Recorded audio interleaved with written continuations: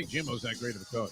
I know a lot of people do. I don't. No, it's His clear. game day coaching is suspect to me. That's it. It's amazing to me. I mean, if your profession is to be a football coach, all right, like in anything else, we got into broadcasting. I mean, we should know something about how to do this. It doesn't seem that way probably to people that are tuning in and maybe weren't familiar with our work. But there's something going on here that we understand is part of the pattern of being a professional broadcaster. Believe it or not. Believe it or not. All right. But, I mean, you should know everything there is to know about the job, whether you want to follow those principles or not, whether you want to practice them, whether you're capable of using them, whether you think they're all bullshit and you should just do your own thing. You should thoroughly understand, after years of being in the business, your profession. And I know a lot of this is subjective, and look, you have to make these decisions, like the thing with the Denver Broncos coach, Hackett, right? I mean, come on. I mean, Hackett, you got to crack it, man. He's now gone back in hindsight and admitted that trying a 90-yard field goal was probably a mistake, as opposed to going for a 4th and 5 with Russell Wilson, the guy that they brought in there for exactly this purpose. They didn't bring this kicker in to kick 65-yard field goals. They brought Russell Wilson in to help them win games. The time. Wake up with Defo, joined by Lubie. Welcome to the Defo Show.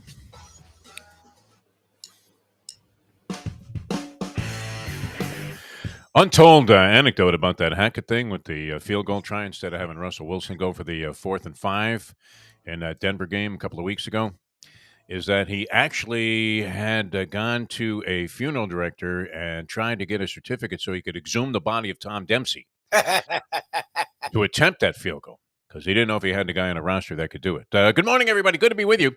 Jeff Forrest and one Mike Lubie Lubitz, a very happy Mike Lubie Lubitz. Lubie involved, I don't know, can I get into your personal life a little bit here? In a home buying and selling transaction. What is that like in today's market with the feds spiking interest rates by the hour?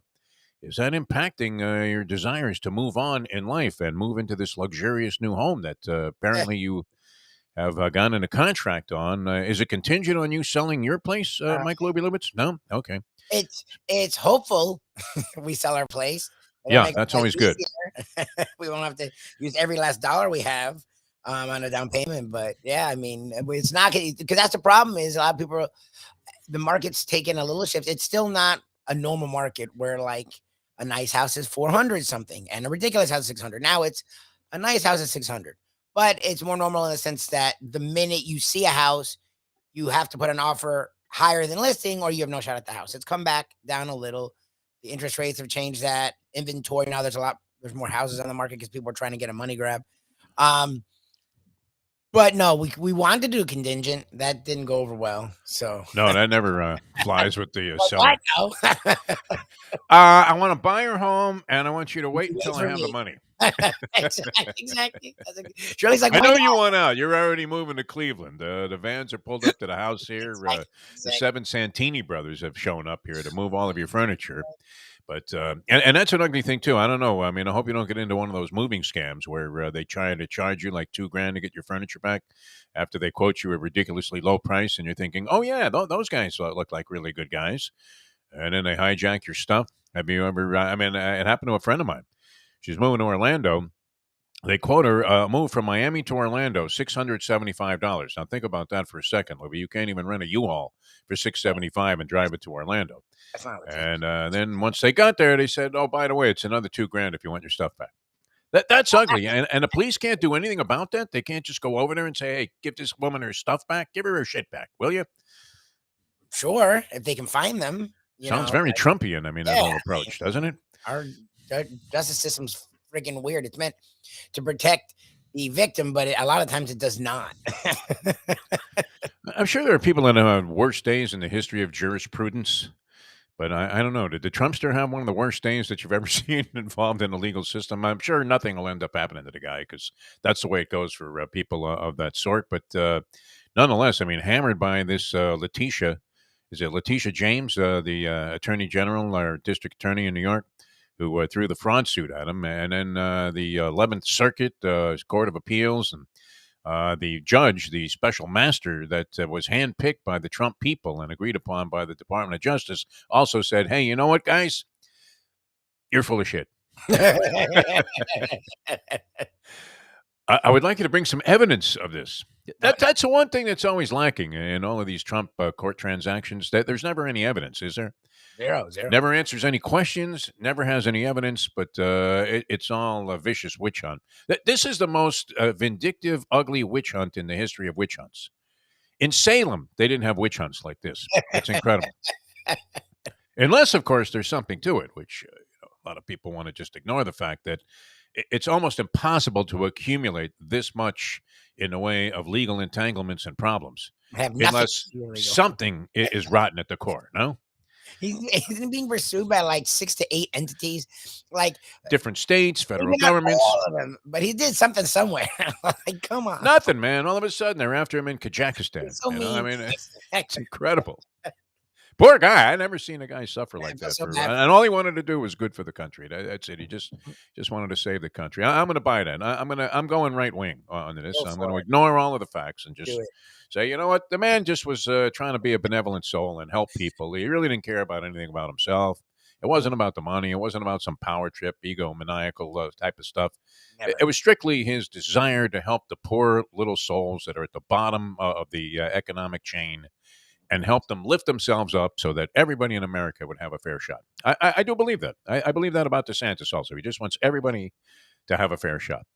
All right, but that was a wild day yesterday. I mean, and if you're one of those people like me Yes, that flips around, watches a little CNN, MSNBC, I know, yeah, here we go. We're getting the liberal viewpoint, but I also get the other one here because everything past the sports section in the New York Post just smacks Yes, they're the other of right wing, just absolute revolutionary type of rhetoric. And, I mean, I read all this stuff and I look at it and go, okay, it's amazing a guy could have a job as a writer and he believes that shit. Influencing people, too. All right, speaking of influencing people, and I'm looking at the slate of games coming up over the weekend. Very interesting, Lubie. Very interesting. College and pro football. Although it's starting to reek a little bit. I mean, do the powers in college football ever play anybody of significance in the first 5 or 6 games of the season? I mean, Georgia you get the occasional game, but rarely. You think Georgia's got some tough foes on the schedule outside of maybe their SEC opponents? Look, Oregon was ranked top 11, and since that game, Oregon's annihilated whoever they played. Yeah. BYU was 12. Like, if you without BYU, you could beat Oregon. So Oregon's actually really good. It's just Georgia right now is in a class of their own. Now, no one else has. Alabama, I guess, Texas could be real. You know, when you schedule at Texas, they recruit well every year. So Yeah. they weren't the last decade, but they could Texas A&M was supposed to be good. Notre Dame was supposed to be good. Yes. All right, so, but I'm looking at like Michigan. I mean, Michigan plays nobody for the first 6 games of their season. They'll be 6-0. The Michigan Wolverines before they actually take on an opponent that could offer them up a challenge. The Hurricanes pretty much have been Cupcake City, except for their game that they lost to Texas A&M. They're right back on the Cupcake circuit once again. Your Florida State Seminoles are heavily favored this week. Mike Lubie against Boston College. Yeah, the Florida Gators also. Did they play Tennessee? The Florida Gators. Yes, that could be a real game. And Tennessee's a higher ranked team, so they may be the underdog. Challenging game. Yeah, I think they're underdogs by like 9 points in that one. Lost to USF.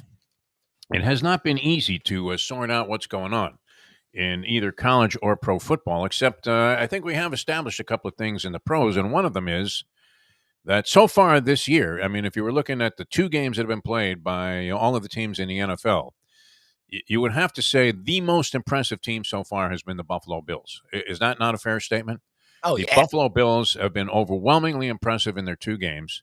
They played 2 opponents that easily could have been seen as realistic threats, if not even favorites, over the Buffalo Bills. I know the Bills were favored in their game against the Rams. That kind of surprised us. We didn't want to buy into the Buffalo Bills being that great. They were. They were everything that they needed to be. Rams came back the subsequent week and won their ball game, although they did let the Falcons back in it late, score a little bit deceptive. They were dominating that game throughout. Not sure if that let-up was an indication of something that should strike a little, at least a little bit of tension in the mind of Sean McVay.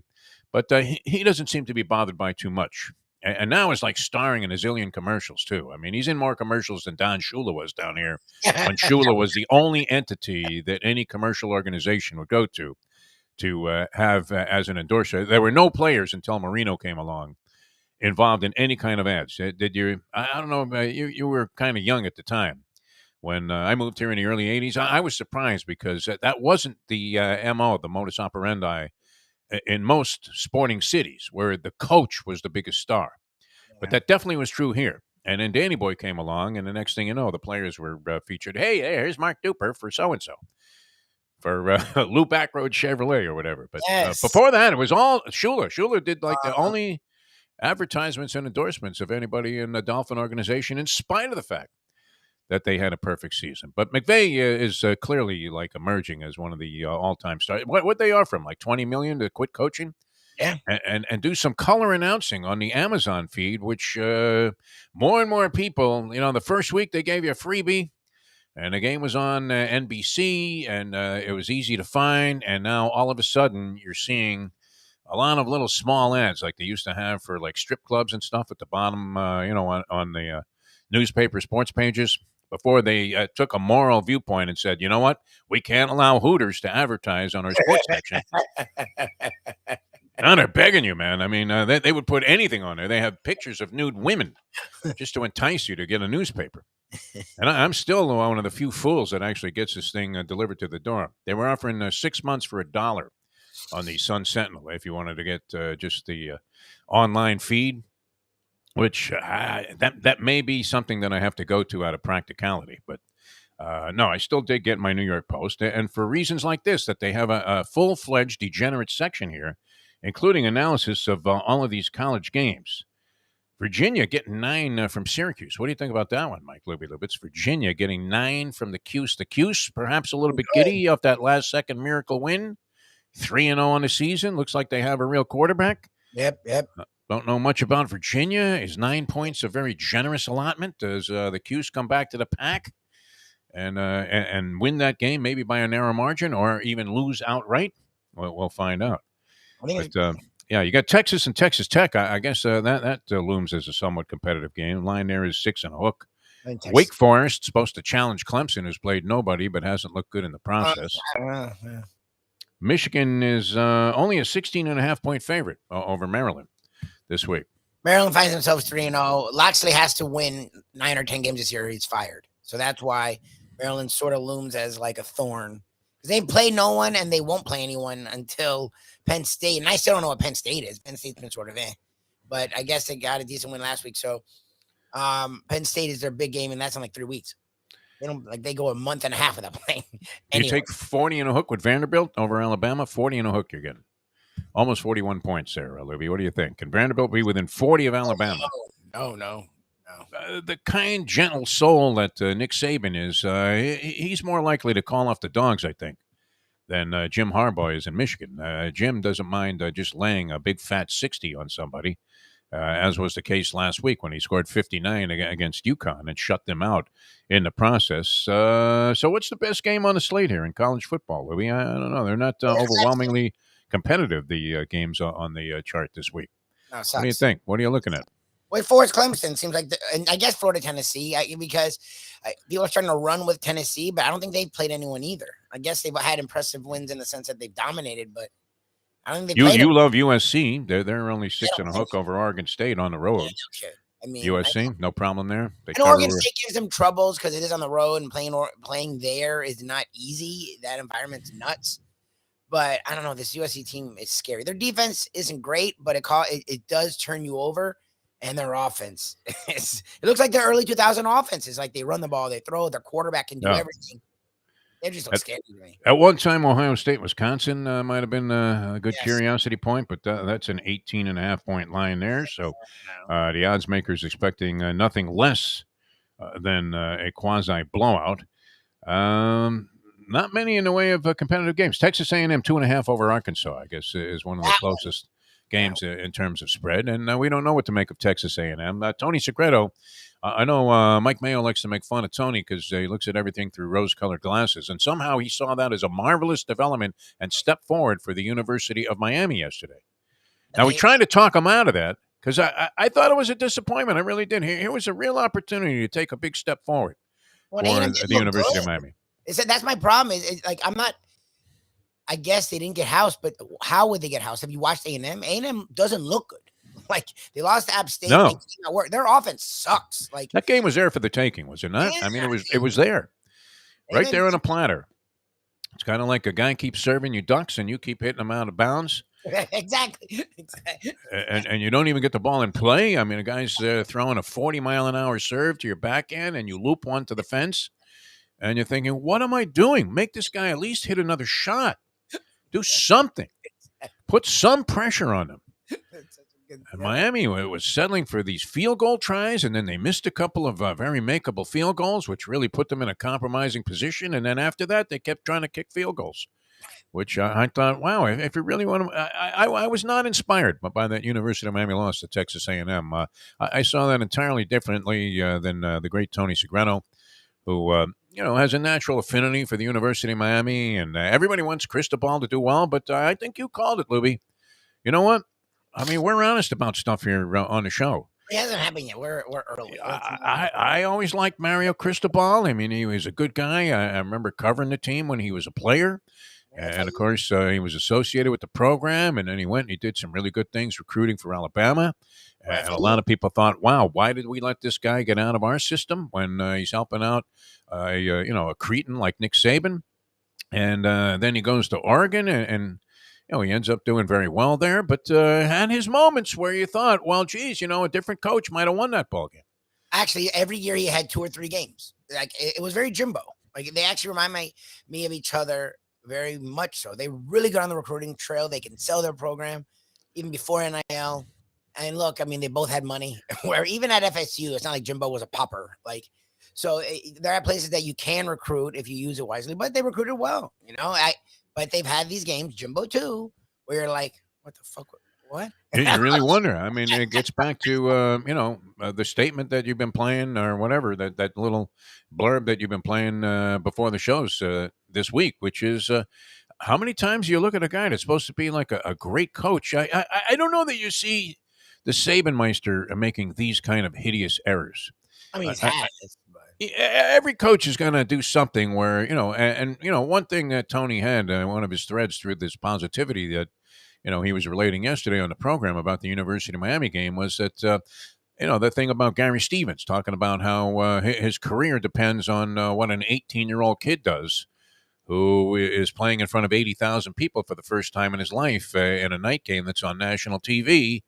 And while under a lot of pressure and, being well defended, he's got to make a catch in traffic that is going to decide whether or not you win or lose a game.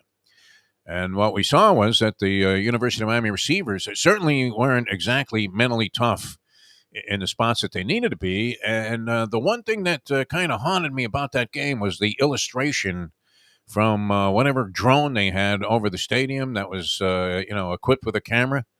And whoever the color analyst was on this game kept pointing out the fact that the University of Miami receivers, for the most part, were just running into what looked like, a fairly beatable zone. I would have been very happy, as a player to go against any kind of zone defense like that because you could just cozy into a spot there and catch a ball. I mean, they're kind of letting you run free to make your move, and you know where you're going, and they don't. But they weren't able to exploit that. I thought that was, kind of on the coaching staff a little bit, didn't you, Mike Lubie? They never really came up with anything that forced Texas A&M to do something differently, even though it looked to me like their defense was vulnerable the way that they were attacking the University of Miami. And with a Heisman Trophy candidate as a quarterback, I don't know. Maybe he had an off day, but didn't exactly have a great game against a defense that I thought was giving him a lot of opportunity to shine. Look, it's early in his tenure. I'm not writing Mario off. I've said from the beginning he was, as most people say, for where he was, the best hired pilot. I didn't think they could get him. So seems like a good move. I mean, it does seem like a good move. He started recruiting well. This class will finish somewhere in the top 10, I'd presume, which they weren't doing before. They're getting money to facilities they weren't before. There's excitement. They got the new AD, and he's a real slick operator also, supposedly. So we'll find out what he can do. The problem is you and I have different aspirations for UM. I, this whole time, have said it's stupid that they don't compete. I don't know if they're going to compete with Bama, Georgia, Texas. Doesn't look that way. Does not. But I'm not asking for that from them. I think Cristobal will get to where I thought they could get. I think they will compete in the Coastal every 3-4 years, compete for the ACC, even the championship, the national championship, because they're going to recruit. Problem is, I don't think they're going to be a perennial championship contender. He had that in Oregon, and he wasn't. Last year was the one year he almost got there and still found a way to lose by 30. Utah is coached well. Utah shouldn't have beat that Oregon team. That Oregon team was freaking loaded. But that's Cristobal. Like, he's game day-ish, 2 to 3 games a year. Not every game, but 2 to 3 games a year. You're like, dude, you don't have to run every fucking play. Like, he's in this old school mindset because it allows you to do more with less. But once you have more, do more. Like, it's Jimbo losing to NC State every year with Florida State. Wiping out 2 or 3 heavyweights and then losing to NC State. And the Wolfpack comes in here and really lays one on Florida State. Right? Gene Deckeroff has nightmares about NC State and some of the hideous losses that he had to call over the many years that he was doing, not doing Florida State football anymore. How's the new Florida State voice? Have you heard this guy? Yeah, he's good. He started off as, I guess. And who replaced Mick Hubert? I think I saw the guy on TV doing the coaches show with Napier. I was flipping channels and caught a little piece of it, and I was just curious to see who replaced Mick Hubert as the voice of the Gators. And the guy, I mean, he was right out of the mold that you would want for a college football play-by-play announcer. He had the right voice. He had the right temperament. The respect for the coach was just overwhelmingly massive on the show. I did my share of coaches shows, and that's some spot when you literally have to, you're practically giving a guy a blowjob. I mean, let's face it. Yeah, but it's easier to me if it's Shula or Saban. My problem is when it's Joe Philbin. Yeah. Joe, you're doing Joe, what a job, man. I tell you what, that 13-point loss really wasn't indicative of how hard the guys are playing and how together this team really is. I mean, yeah, and you have to look at yourself in the mirror after the show. It's incredible. So I just made a complete ass of myself in front of whatever fans I have left after doing this coaches show.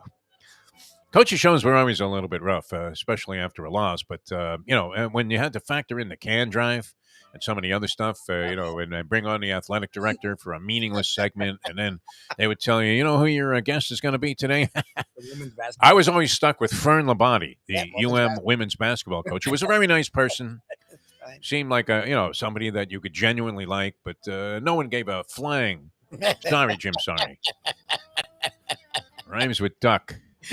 About women's basketball at the time. Nobody cared about women's college basketball, period, when I was doing this stuff. This was circa early mid-'90s, but and the game hadn't really evolved. And I mean, there were teams that drew attention.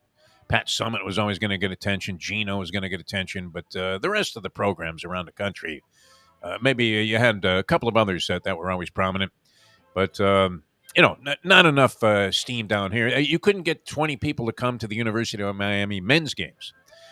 So, and it was always, they would just trot out as a matter of routine. Oh, your halftime guest on the basketball game doing a broadcast, Fern Labonte. I knew Sonny was going to the, concession stand. He wasn't going to be around, so. It's for you. Well, Fern, it's a tough loss last night. And you didn't have Google, so you don't even know who they played. No idea. I couldn't name you one person on the roster. Well, great to have you on the show, Fern. It's always a pleasure. She had a weird voice also, like a kind of a raspy voice for a woman. Fern Labonte. Very nice person. I think she was there like 50 years. She was one of the venerable coaches. Well, what was the other women's program that was always prominent? School starts with an O. What was it? Oklahoma? What are you talking about? No, it wasn't Oklahoma. Wow. Oregon? I don't know. I know Stanford was always Old Dominion. I don't think Old Dominion was good. Old Dominion. There you go. Were? Okay, good for you. I didn't know. Good call, man. Good call, Lubie.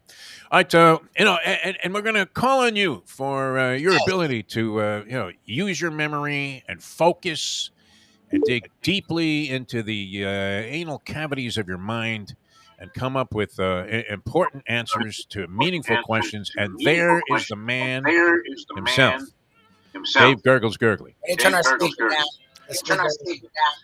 going to get Gurggles to turn his speaker down so we don't hear ourselves twice. There you go. Sayonara, Gurggles. Technical problem. That's how we handle it. Won't be seeing him around here no more. Dave Gurggles Gergely. Anyway, we're going to have the Hialeah Park Trivia Challenge. Gurgle's going to conduct that. And you can dial us up if you want to play. 954-417-0070. 954-417-0070. If you'd like to join us here and play the game, we'll introduce Gurgles to you. You guys are very familiar with Dave Gurggles Gergely. Tremendous stuff. I don't know if he has a lot of trivia associated with the 61 chase today. Would you think that would be appropriate? Oh, appropriate, yes. Would he care that much about the Yankees to think to do that? I don't know. He's not a big Yankee guy. I mean, his roots are, Philadelphia sports. He's more inclined, to talk about Johnny Callison than Roger Maris. We're still getting that reverb technique there with Dave Gurggles Gergely, and that's never good because I see he's sitting there by himself and does not have any technical guy with him. I did have a question for you, Lubie. Are you familiar? Do you know the sporting significance of a guy named Zach Hampel? Zach Hampel. Don't know the name. Can you tell me what his sporting significance is? That could be one of Gurgle's questions today. I'm not sure. Zach Hampel. Second baseman for the Pirates? I don't know. No, it's a little more bizarre than that. Actually, this guy might be, at what he does, the most talented guy in any sport. Zach Hampel. I'll give you that clue. Does anybody know who Zach Hampel is? What is the sporting significance of Zach Hampel, and why is he in the news today? There you go, Louie. Big feature article about Zach Hampel in the New York Post today. All right, we're going to try and work out a problem there, a technical problem with Gurgles. In the meantime, much better. There you are, Dave. You look good, kid. What are you doing, man? Are you shooting Botox? What are you doing? You look like Minervini.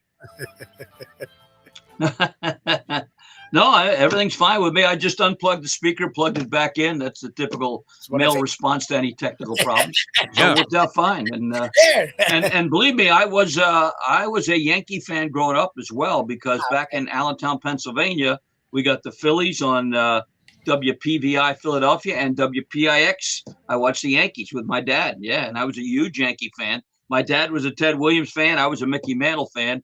And, of course, as always, he was right, just like your dad was probably right when you had disagreements. Oh, he was always right. What are you talking about? And not because he was some authoritarian figure. He was just always right. I mean, my dad was a real Renaissance man. You met him many times. And, yes, I did. He knew a lot about a lot of shit. He really did. And he wasn't, oppressive about, letting you know that he knew more than you did. In fact, he was very casual and in a subliminal way would let you know that you were a fool, which was great. But, all right, so you were a Yankee fan. Now, are you loaded up on, Roger Maris-related, 61-related questions today? Do you have anything pertaining to that? I have some good stuff. Yes, I do. Yeah, there's the story behind him and Sal Durante is terrific as well. Great story, yes. I don't know. With Durante bringing the ball, wanting to give it to Maris, and Maris told it, hold off, keep it a couple days, and you'll make $5,000. Make a lot of money, yeah. And that's exactly what happened.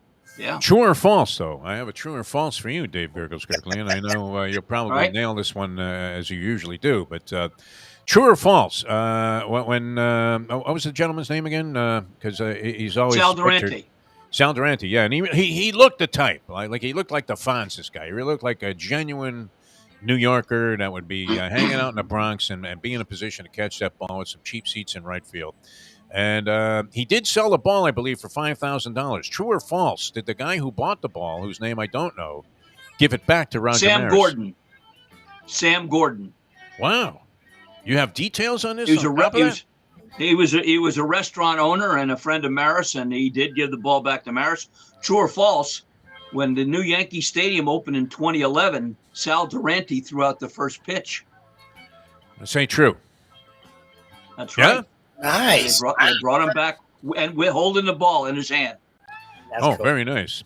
All right, then you might be familiar with this Zach Hampel guy. Do you know the sporting significance of Zach Hampel? Hampel, Hample? That would be it, yes. Zach Hampel. His sporting significance is what? All right, well, I don't want to, have this suspense play out for the next couple hours. Yeah. But, no, I mean, and it wouldn't be, very much, forgiven for not knowing who this guy is, because you probably wouldn't be familiar with his name, but you are familiar with the guy who's caught like 12,000 home run balls? Oh, and yes, he yes, yeah. positions himself. There've been a few features on him on. I think I saw one on ESPN where, and it's amazing that he's able to do this. I mean, he's caught like almost every significant home run ball, but he says he will not be at Yankee Stadium trying to chase down Aaron Judge if he eventually hits 61, which you're anticipating because. I mean, the way he's hitting the ball, it's unbelievable. He drilled a couple of doubles, I think, in the game last night, took over the batting average lead, and put himself in a position to win the Triple Crown, which he's a runaway in the home runs. That's not even close. He's like 20 home runs ahead of his nearest pursuer. Yep. And I think he has 13 runs batted in over his closest pursuer. So 12 games to go, 13 RBIs. You figure that's pretty much in the barn. And then he's now 2 points ahead, I believe, in batting average with a .316 batting average of Bogarts from the Boston Red Sox, who moved into second place at .314. So that's a hell of an accomplishment. I know people are looking for the home run ball for the 61, but the 2 hits last night was huge, or were huge. And then they walked him very weakly. The Pirates just wimped out through 4 pitches, like 8 feet out of the strike zone in his final at bat. Very deflating. But anyway, all right, so you're ready for the challenge, then, Dave Gurggles Gergely? Yes. And are you loaded up with Perdomo cigars? I'm ready for that as well. I have a golf tournament tomorrow. I've got one next Tuesday and next Friday, so I'll have my Perdomo cigars right with me. Yes, absolutely. All right, and you're rolling out the Beat the Broadcaster for the season again? Very nice. I will be doing the beat. Yeah, it starts now. It starts tomorrow for the Salvation Army. Next Tuesday for the Fallen Heroes firefighters. Next Friday for a big tournament at Doral. Breast cancer coming up. October's a busy month, so this is probably my Keeneland money, if you will. How many shots do you hit on average when you do this thing? Well, generally it's just one per foursome. Okay. But if they don't put one on the green and I don't either, I hit another one for them, or somebody will say, "Hey, I want to do that again, old man. I can beat you. I'll hit another one." So, and I always take the oldest range balls I can find. So when I do beat them, it's even more embarrassing. Yes. Ball's out of round, has a couple of smiles on it, and there's Gurggles 2 feet from the pin. It's a beautiful thing. Now, a lot of this is at the no, you're all over the place. So you play a lot of different courses. Right. Do you always choose Mostly the Miami shortest Lakes, par 3? Shortest par 3? I tried to. A year or two ago, I was doing one at Doral for the Latin Builders Association, and they put me on like about a 145-yard hole, which isn't impossible, but there was a 30-mile-an-hour wind. Nice. And I hit, they had 160 golfers, so I hit a lot of golf balls. I think I hit the green twice all day, and the people are coming up to me and go, "Hey, old man, you only hit the green twice a day, ha, ha, ha." They didn't know that in the meantime I made $1,200 doing that. So whether I hit the green or not doesn't much bother me. That's it. Oh, it turns out very well for you, Dave Gurggles Gergely, the cottage industry you developed out of the That's right. Hialeah Park Trivia Challenge. Now, will you be spending some of that money in the Champion Simulcasting Room at Hialeah Park anytime soon? Absolutely, because this Saturday, my old home state is the Pennsylvania Derby. Oh, nice. All the big riders will be there, and it's at Parks, what was the name of Parks before it was Parks? Philadelphia Park. And before that? Before that, what was it? Liberty Bell? I don't know. What was it? Keystone Racetrack. Oh, Keystone. Yeah, okay. Yeah, should have known that. Yeah. Very good. And I would imagine you spent a lot of time there. I believe I was at the old Philadelphia Park maybe a couple of times while, I mentioned covering UM basketball. That was always part of my agenda. Right. I'd spend the day at the track, whatever track was in town, and it was great. They were in the Big East, so we were always in northeastern cities. And then that night I would find whatever casino was nearby, and when in Philadelphia, just a short pop, an hour drive over there to Atlantic City, which was always a terrific part of the trip. And then I would have to fudge my expense account rather significantly. In fact, my expense account at WIOD looked very much like Donald Trump's, paperwork for many of the loans that he received from the Deutsche Bank. I'm surprised Letitia didn't mention my name when she was talking about the Trump children yesterday. Hialeah Park, though, a great place to go, man. I like the fact that you enjoy every aspect of Hialeah like I do, including the food and drink. The atmosphere is fantastic, and you will relate very well to the whole Latin vibe, Dave Gurggles Gergely. It's kind of surprising because you're sort of like from Amish country, and yet at the same time you have that Latin machismo rolling through your blood system, man. It's fantastic. Well, when I came down here in '89, I opened Shula's Steakhouse, the very first one. Yeah. And it was great because on a Friday or Saturday night, 6 o'clock, here came the old people for the early bird. 8 o'clock, the gringos, and 9:30, 10 o'clock, here comes all the Latins. There's a joie de vivre, if you will, and an enthusiasm that's contagious. So absolutely. And Hialeah is great because first thing I do when I walk in is reminisce back to when I first went there over 50 years ago now in 1971. And I look at Tommy Roberts and Woody Stevens and everything. And then I go upstairs and it's all modern in Champions and they can enjoy that. So you get the best of both there. In the casino, the poker, as Paulie would say, they're playing fast and loose at the poker table as well. What a great place to go. Just missed a bad beat. Can you believe it? I took a bad beat on the bad beat. Paulie Man would be a hell of a poker player because, he's not necessarily a difficult guy to read because it always looks like the earth just came. Well, that's the thing. It always looks like he's dying. So he actually, you would never know. Like, he would just come out of nowhere and kick your ass. And then all of a sudden, out of nowhere, he just pops up like like you say, like Lazarus, like he's risen from the grave. And he may as well be doing stand-up comedy, opening up for Chris Rock or something. I mean, he's fantastic, the Paulie Man. But you know what? It is breathtaking when you walk into Hialeah Park because, and for me, it just unlocks a memory bank of amazingly good times. Win, lose, or draw. I always had a good time in Hialeah Park. And that same feeling is still very much in play and now enhanced by the fact that they've infused the old traditions of Hialeah Park with the new, and that is a dazzling casino. Somebody took down 58 or 59 grand. Did you see that, Dave? On the Royal Reels just the other day. 59 dimes. That would be a hell of a feeling, wouldn't it? I don't know what the biggest score you ever made was, but that far exceeds anything that I've ever come across, including recent scores by the Mustang in Atlantic City, where now my mailbox only has bills and casino come-ons. And it'll be stuffed. I mean, you would think it was a ballot box, at some Democratic stronghold, but just stuffed with the casino come-ons. And yet there's no casino quite like Hialeah Park when it comes to the rewards program and all of the good stuff they do for their people. So check it out for yourself.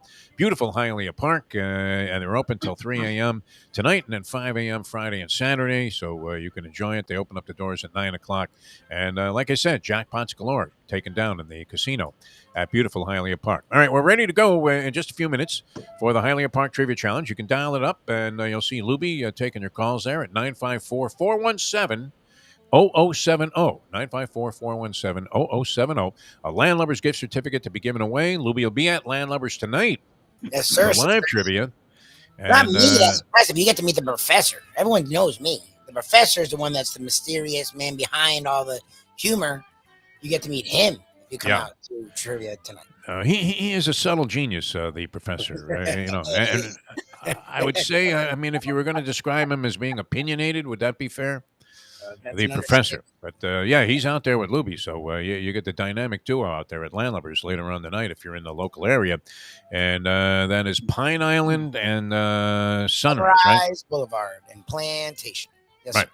Nice place, too. Great food and drink and good times had by all. And that's a real nice crowd that you've developed there, Lubie. So always a lot of fun. Kind of like when we did the live trivia, Dave, at the height of it with the Paulie Man. Yeah. We'd have 20 teams participating of 5. And everybody, the firing chicken wings around the room there at Hooters. It was just great. Always a lot of fun. All right, we're coming back with more with Dave Gurggles Gergely and the Hialeah Park Trivia Challenge in just a moment here on South Florida Live. Jeff DeForest, Mike Lubie Lubitz returning in a moment. Now that it's 7:40. Ponies in Style at Champions, the outstanding simulcasting room at beautiful Hialeah Park. Yes, the grand old lady of thoroughbred racing has never been more vibrant, and you can wager on the races from the top tracks around the country while enjoying a cocktail at the Brass Rail Bar or any of the fine food served throughout the facility. If poker is your game, you're covered in Style. And you can play all your favorite Vegas-style games, including blackjack, craps, and roulette, in Hialeah Park's sizzling hot casino. Get a player's card when you walk through the door for all kinds of generous amenities, including our favorite, free play, when you come out to the ultimate casino and entertainment destination, Hialeah Park. Hey folks, Tony Segreto here. You know, since day one, Catholic Health Services has been part of Old School. And since we've started letting people know about them, it's changed their lives. You see, Catholic Health Services, while being recognized as one of the top places for stroke rehab in the country, it's also about a group of people who not just excel in what they do, from the doctors to the nurses to the therapist, on and on and on. It's how they do what they do every single day that separates them from the pack. They do it with a passion, unmatched, and the inclusion of family in every step of the process. Trust me when I tell you this. If you want the best, unmatched rehab with a special group of skilled, caring people, there is truly only one place, and that one place is Catholic Health Services. These days, we're all looking for comfort anywhere we can find it. Thank goodness for Landlubber's Raw Bar and Grill in the Plantation location, because they are making sure you are as comfortable as possible. First of all, they're not only open for delivery and pickup. All you have to do is go to landlubbersbarandgrill.com for both pickup and free delivery. Their hours have changed a little bit. Monday through Thursday from 3:30 to 10, and Friday, Saturday, and Sunday from 11:30 to 10. You're going to have the best wings in the world. You're going to have a great burger. You're going to have their amazing soups. Again, Landlubbers, Raw Bar and Grill. It's nice and easy. Just go to landlubbersbarandgrill.com for both your pickup and free delivery. Thank goodness for Landlubbers for making you always feel right at home. Oh, Solo Volante will be coming late. Oh, Solo Volante, the Belmont's now a mile and an 8. The finish line is coming up quick. Luca Panici, just switch the stick. The only way to get your morning started with Defo, joined by Lubie, right here on The Defo Show. Thanks to Pavarotti for dedicating that, I guess it was an operetta, to Luca Panici and Solo Volante, who was a non-menacing sixth, I believe, in the Belmont Stakes, sixth of maybe 7. It was rather unfortunate, but Luca's doing well for himself. He comes in on those bombs there at Gulfstream Park, and one of the real great Americans. Italian Americans. I don't know if he still has Italian citizenship, but no, he's been here for a long time. Luca Panici, doing a great job. His father was a tremendous jockey in Italy, was a well-known and respected jockey, right up there with Frankie Dettori, who happens to be a good friend of Luca's. So every now and then we get a call, and he says, Frankie likes his horse today, but then we realize Frankie likes all of his horses. And why not, man? The guy does his share of winning. You got the Breeders' Cup. Are you going to be going to the Breeders' Cup at Keeneland? Is that what's happening? No. I get. I'll watch. It's made for TV sport for me, just like watching NFL football. I just give me the TV, give me the replays. I'll be happy to do that. But I will be looking forward to that. November 4th and 5th, I believe, are the dates on that. Oh, the Breeders' Cup? Okay. Because you mentioned that you had this capital that you were accumulating so you could go on a Keeneland trip. And I thought maybe No. That's just to bet Keeneland. That's it. Yeah. Okay. All right. Very good. Dave Gurggles Gergely, ready for the Hialeah Park Trivia Challenge? If you're ready, dial us up at 954-417-0070. A Landlubber's gift certificate is at stake. And, of course, we always like the just ominous presence of the Polyman kind of permeating the show. As it was very welcome to hear his voice here, bringing us on with the Solo Volante clip. So here we go. If you're ready, people, for the challenge, Dave Gurggles Gergely, greet us with their first set of questions. Easy baseball. This baseball manager on playing the Toronto Blue Jays on a night when Western star Clayton Moore made a special appearance says, wow, it's not very often you see the Lone Ranger and Toronto in the same night. What's that? Bobby Bragan, Ronald Reagan, Jose Pagan, or Jose Santos? Pretty clever quote there. All right. We're going to roll the random phone scrambler to select our first player. And it falls on Ron. Ron, you're on the Hialeah Park Trivia Challenge. Good morning, Ron. How are you? Good morning, fellas. How you guys doing today? We're great, and thank you very much. You have 1 point. You're in the game. Hey is correct. Gurggles, Gurggles, come on out tonight. Yes, Ron. Chronics need you. No, they don't need me. The other teams want me to play for the Chronics, so they have a chance. No. I got an early wake up tomorrow for a golf tournament, but I wish you guys the best. All right, Ron, sports, true or false? Believe it or not, and Paulie knows this sport better than any of us, Hialeah is the only sport you cannot play if you're left-handed. True or false?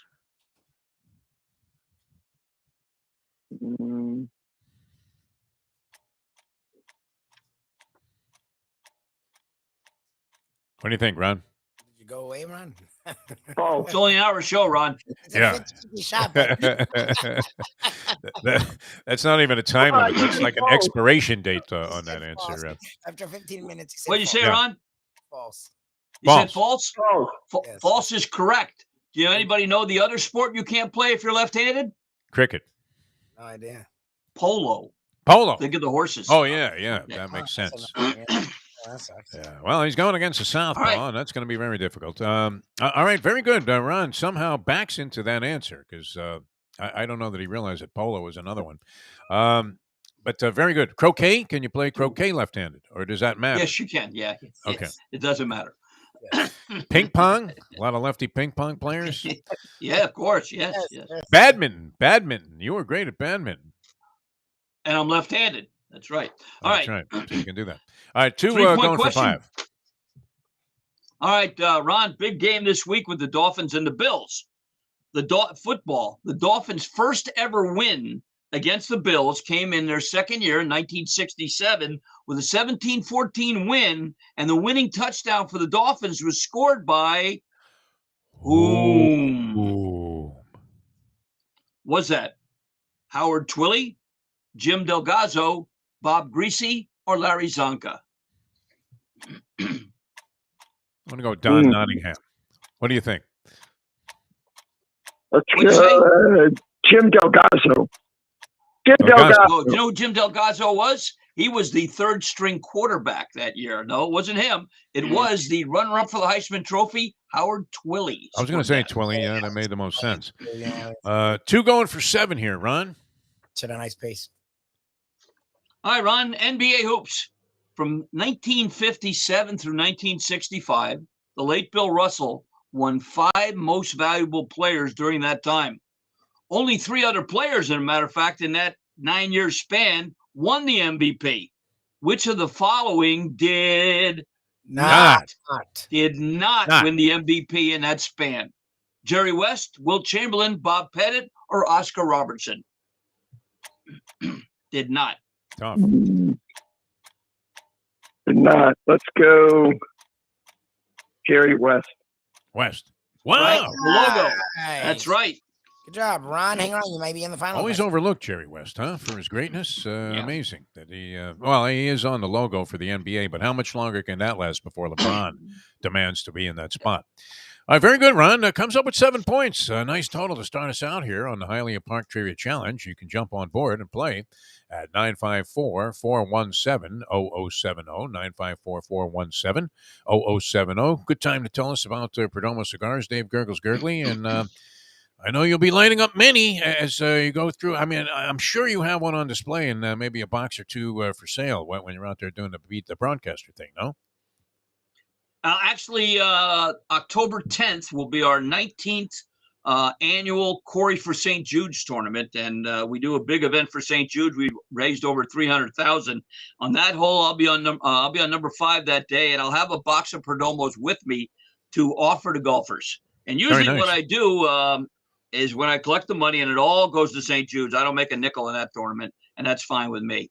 Usually, if they're really nice to me and I beat them, I'll say close, but no cigar, and I'll hand them a Perdomo, and then that makes their day. You don't have to be at a golf tournament to get a Perdomo cigar. You can go to 5150 Northwest 167th Street on the Palmetto on the south side, just a little bit east of Home Depot. Go in there, see Nick, see Lauren, Nick Jr.'s lovely wife. They're a 4th generation, making them perfect one at a time. Cuban seed tobacco grown in Nicaragua, whether it's a Maduro wrapper, whether it's a Connecticut wrapper, whether it's a Robusto or a Churchill, they make cigars perfect one at a time and one for everyone's taste. So this weekend, hopefully you're celebrating a doubleheader win for both the Canes and the Dolphins. or you're just out on the boat or out in your backyard. Put something great in your mouth with a cigar from Perdomo Cigars, 305-627-6700, Monday through Friday to go. If it's a Saturday, Sunday, go online, www.perdomocigars.com to find a retailer near you that sells these great cigars. Last week I gave you the Steelers plus 2.5. I would hope it went to 3. They lost by 3 points. So no more football picks for me. Just enjoy a great cigar. I was going to ask you for a football pick, actually. Your thoughts. I mean, the Buffalo Bills look very much like Max Baer coming into that fight with Cinderella Man, James J. Braddock. Appear to be overwhelming. I don't know. What do you think? Are the Dolphins in there with a fighting chance? Dave Gurggles Gergely. Was it 5.5 or 6, something like that? It was 5 and a hook last time I looked. It might have 5.5. Yeah, I that's a game that I wouldn't do anything. I wouldn't touch. I'd be more inclined to watch. I'll be probably at my old haunt, Shula's Steak 2, now Miami Lake Steaks and Sports, watching both the Dolphin game, and I'll watch the rival with my Eagles and our buddy from the Funky Biscuits, Washington Commodores play. Yeah. So let me see how Wentz does against his former team. I'll be watching that as well. And tonight, what do we got? Steelers and Bengals tonight, I think. The Browns are Steelers playing Browns and Steelers. Yeah. So I've got no interest in that game either. But I football is so tough. The bookmakers are so good at what they do. I never seen a bookmaker driving a Kia. They drive Cadillacs. I know what that's for. Yeah. All right, Dave Gurggles Gergely, ladies and gentlemen. Ready for our next player and ready for our next set of questions. So far we have Ron with a 7 spot on the board. All right, and I believe this next guy might be a boxing fan, so this might be right up his alley. Boxing, this late comedian growing up in Chicago's South Side said, "My neighborhood was so tough." How tough was it? How tough was it? The Avon lady was Sonny Liston. What's that? Bernie Mac, Jody Mac, Big Mac, or Mackie Sasser? That works every time for me. Being a big Sonny Liston fan. Never heard that. All right, here we go. We spin the random phone scrambler, and it lands on our good friend Pat, extraordinary actor and spokesperson. Yes. Pat, how are you, my friend? Good to have you on the show. I'm good, guys. I'm great. A is correct. Very good. Nice job. 1 point going for 2. Attaboy, Pat. All right, golf, Pat. This guy's been in the news, and Jeff talked about him earlier. According to New York Times reporter Maggie Haberman, former President Donald Trump has a rotating cast of aides that follow him on the golf course and read him compliments from Twitter or the rest of the internet as positive reinforcement to help his golf game. True or false? This sounds so wild. I'll say it's true. Has to be true. It is true. It is true. Yeah. They were known as sycophants, I guess. But I mean, that's good. Hire some people to tell you you're great. That's slight of an ego. 2 points going for 5. An ego is a terrible thing to waste. It really is. Or not have. All right, Pat, baseball. The late, great Maury Wills, who just passed away at 89. In addition to his many seasons with the Dodgers, he also played with the Montreal Expos and one other team. That team was Ooh. the Phillies, the Pirates, the Cubs, or the Angels. I think it was the Angels. I think it was the Pirates. Pirates. Okay, that's right. Very good. It was the Buccos. It was the Pittsburgh Pirates. For some reason, a lot of fabled Dodgers ended up on the Pirates roster. I don't know. Didn't Manny Mota end up there also? Manny Mota, the great one. Well, he might have finished his career with the Dodgers. Yeah. I think Minnie Minoso was in that category. Also. Well, Minnie, who played for like 32 teams, even though there were only 16 around at the time. All right, 2 going for 7 here, Pat. Tie you for the lead with Ron. All right, football, Pat. With Tua throwing 6 touchdown passes for the Dolphins, that tied him with Dan Marino and, believe it or not, Bob Greasy, who also both threw 6 touchdown passes in a game. Versus what team or versus whom did Greasy throw those 6 touchdown passes? Was it the Bills, the Patriots, the Lions, or the Cardinals? Next to impossible. I'll go with the Bills. Bills. No, it was Thanksgiving Day, but not the Lions, the Cardinals. And I was doing a Beat the Broadcaster for the NFL alumni at Miami Springs. And I used that question with a foursome. And nobody knew it. But the one guy said, I know who that was. He says, who? It was the Cardinals. I said, how do you know that? He says, I'm Jim Hart. I was the quarterback for the Cardinals that day. That's great. Yeah. Oh, man, how great. Could not have been a nicer guy. Wasn't Jim Hart a pretty good golfer, as I recall? Was that part of yes, his, he was. And a constitution as a sports really star? super guy. Yeah. He was a chucker too. He liked to throw him. Yeah, he did. Had very, I mean, it was one of those careers where you enjoyed watching him because you knew the Cardinals were going to be throwing a rock the entire game at a time where the run was far more prominent in the National Football League. All right, Pat ends up with a total not worthy of being in the finals, but he still could make it back there, which is the beauty of this game. You're never out of it. You're not like the Miami Marlins, where you're mathematically eliminated in June. And you're trying to, wow, thank goodness we didn't have the Deal Volkswagen Drive for whatever it would be this year. Wow. I think that might have been closer to total to 85. Imagine this. I mean, the team, they were only 30 games out of first place, 33 games out of first place as of last night. So with 12 games to go, that's not too bad, right? We'll come back. We'll play a few more people here in the Hialeah Park Trivia Challenge. Dave Gurggles Gergely with us. I'm Jeff DeForest. He is Mike Lubie Lubitz. Hialeah Park, once again, I mean, that's staggering. How cool would that be? Because, we mentioned this. A lot of casinos, the only time you see the call attendant thing is when the machine breaks down and sucks up your voucher. It's not for the hand payout that comes along with hitting a gigantic windfall of cash and receiving it like this lucky person did at Hialeah Park just this past week. And that's one of a zillion jackpots that are being paid out at Hialeah all the time. They enjoy seeing people win. They're in the business of making you, an opportunity or giving you an opportunity to have a good time. And you almost can't help yourself. As soon as you walk in there, you feel like a champ. Champion simulcasting room is great for horse racing. The poker room is really just run so superbly and so efficiently that and so professionally that everybody raves about it, including gamblers tend to be kvetchers also. Gurggles, right? Everybody's on. Oh, I can't believe that exacto. I paid $42. Can you believe it? I got it 17 times. It's like, shut up. Just go collect your money. Quit crying. Right? Can you believe this? I almost had it twice. They're kvetchers, but at Hialeah Park, you don't hear that kind of kvetching because they give you so much. Everybody's like, wow, I'm overwhelmed by the hospitality and the customer service that you get at beautiful Hialeah Park. Great food and drink all over the place. Outstanding opportunities to go ahead and enhance your bankroll with winning wagers, whether you're talking about the horses, cards in the poker room, and or any of your favorite Vegas-style games. It's all happening at Hialeah Park. 3 a.m. is the curfew time there. They cut it off at 3 a.m. on the weekdays, but then 5 a.m. on the weekends, and it's only a matter of time before the state of Florida comes out of the Stone Age. But why isn't Ron DeSantis defiant about that and say, you know what? Casinos should be open 24 hours here. What are we closing them down for 3 hours for? Who are we sparing? By doing this. I mean, what form of society are we salvaging by just closing the doors here for a few hours? Doesn't make any sense, as a lot of things don't. But they stay open 9 a.m. until 3 a.m. On the weeknights and 5 a.m. on the weekends at beautiful Hialeah Park.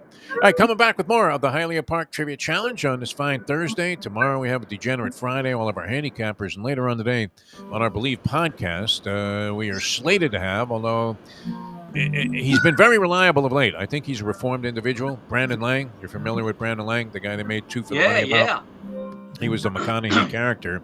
They based it on Brandon Lang, and a legendary handicapper and a great guy. And I mean, just outrageous. He'll be with us on our Believe podcast later on today. That's BLEAV podcast network. It's just called Believe Network. Check it out. He has his own podcast on there. He's sensational.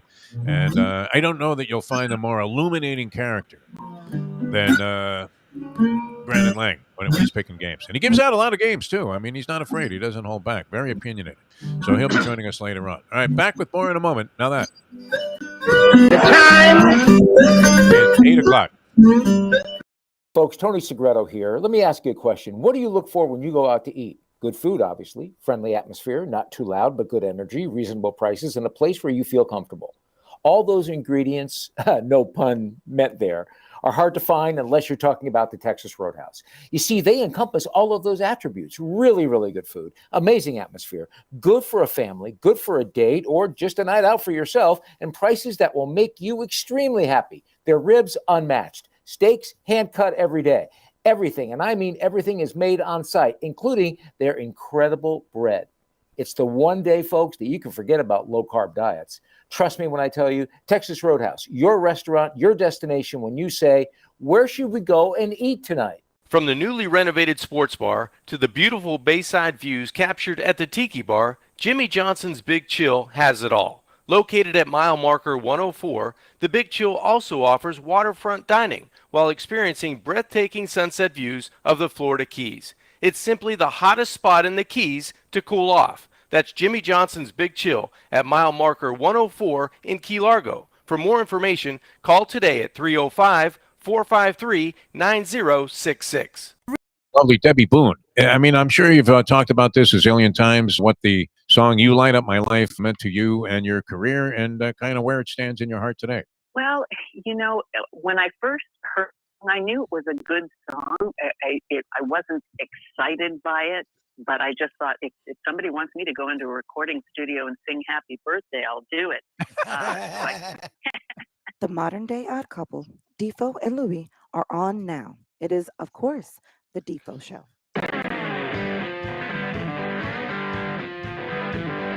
That's pretty much where we're at right now. I mean, whatever you need. You want us to do a happy birthday greeting? Well, we'll do it.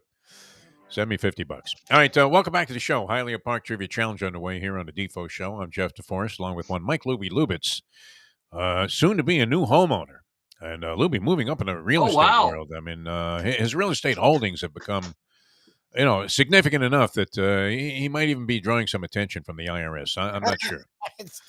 No. They have 80 some odd thousand new people working there. So, why not look into Mike Lubie Lubitz, some guy that's just staggering along here, trying to find his way through the media world. Dave Gurggles Gergely is conducting the Hialeah Park Trivia Challenge. A hot game working. Ron has 7 points. We're ready to, infuse more players into the game here. 954-417-0070. We appreciate you guys dialing us up and playing the game, and all the comments on the comment line where it almost is like we're running a dating site here, because it appears that Andy may be showing up. And we always like this, although it's risky when Andy makes plans to go somewhere. It doesn't necessarily always work out favorably from a medical standpoint for him. Including the time he was a scratch at the gate, Gurggles, for the 70th birthday celebration. Literally was at the gate, getting on a plane, when all of a sudden it was like, this is the big one. And fortunately, he's still with us, but maybe showing up tonight. That would be great if he could make it out to Landlubbers for the Lubie Trivia Party that he's holding later on. But Ron has 7, and we're ready to go. Our next set of questions, we'll play as many as we can before we get to the finals. 954-417-0070. And so continuing our lines of questioning here on the Hialeah Park Trivia Challenge, the great Dave Gurggles Gergely. Sports, this longtime ESPN commentator on the reason for a military conflict said, the real reason that Argentina invaded the Falklands because they had ESPN and the Argentines wanted to get the late soccer scores. What's that? Bino Cook, Captain Lou Albano, or Tony Cisbrano? You were a big Bino fan, I think. Were you not, Dave Gurggles Gergely? Giant Bino fan. He was unique. He was unique in his own way, yeah. All right, the Random Phone Scrambler has landed on, a classic player and maybe the all-time champion, Lenny the Chronic. I don't know that your reign as the perennial king of this game has been threatened of late, Lenny, but good to have you on the program. How are you, my friend? Good morning, guys. Everything's good.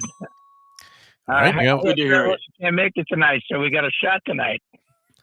That's the spirit. You got it. They're really trying to stack the team. I mean, it's amazing. If Bill Mazer was still around, they'd be asking him to come out and play for the Chronics. Incredible. Art Fleming. Yeah. All right, you have 1 point, Lenny, going for 2. All right, Lenny, hockey, true or false? Phil Esposito, a great Boston Bruin and a Tampa Bay general manager, when asked recently in an article for AARP magazine, said his biggest disappointment after hockey is not yet making a hole-in-one on the golf course in a game he loves. True Wow. or false? Why not? True. True. No? No. He's had 3 hole-in-ones, so he's Oh, got yeah? no problem there at all. I thought he Yep. didn't even play golf. That he was looking to bowl a 300 or something. All right. One not uncommon that Lenny would miss a true-false question and still be a very, very legitimate contender to win the game. Lenny going for 4 points. Oh, my God. All right, Lenny, sticking with golf. We have the President's Cup this weekend, which you may or may not know involves the U.S. against anybody but people from Europe. Since 1994, the U.S. has lost the President's Cup just once in all those times. What was the location, or where did they suffer that lone loss?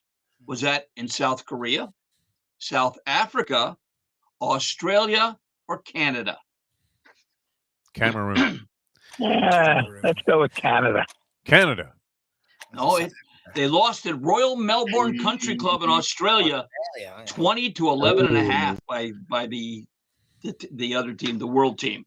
Greg Norman. All right, Lenny, we'll give you another chance. Playing the chorus, he had a turban on his head. It was great. It was a prelude to what he's doing today. Going for 6 points here, Lenny, in second place. All right, Lenny, I know you like baseball, so let's go ABA. ABA, Lenny, who was the first 2-time winner of the MVP in ABA history? Was that Connie Hawkins, Mel Daniels, Julius Erving, or Spencer Haywood? Yeah, that's a tough one. I'm going to go with the Doc. You're right. It is a tough one. You got it wrong, too. It was Mel Daniels, 68, 69, 70, 71. Sorry, All right, Lenny. Thanks for playing the game.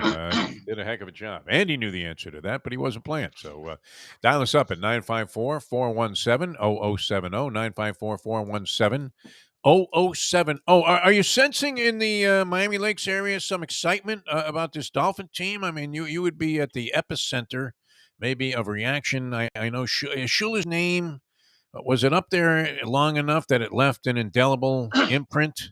Of on course. the building, I mean, like you can still see the letters. Lakes. Yeah, he lived in Miami Lakes in the 16th hole. Everybody knew Coach, and everybody around this town loved him. Matter of fact, we're used to play tennis at the Miami Lakes Athletic Club, which is named that again. Coming up the 10th of October, I will be there for the 40th anniversary of that. And in '97, we had the 25th anniversary, and Coach Shula was there speaking. So it's a little celebratory thing. Coach was a terrific guy around town, and the enthusiasm for the Dolphins is special. Everybody I talked to said, I was just ready to turn that game off. And then I said, let me watch a little more. And then boom, boom, boom. They just finished so strongly, like Forgo in a 7-furlong race. I mean, it was just wonderful to see them come back. Now, this is their test this week. Do they have a letdown after a game like that, or does that spur them on to a contest against maybe their toughest opponent they'll face all year? Getting smacked back to reality is always a bummer, is it not?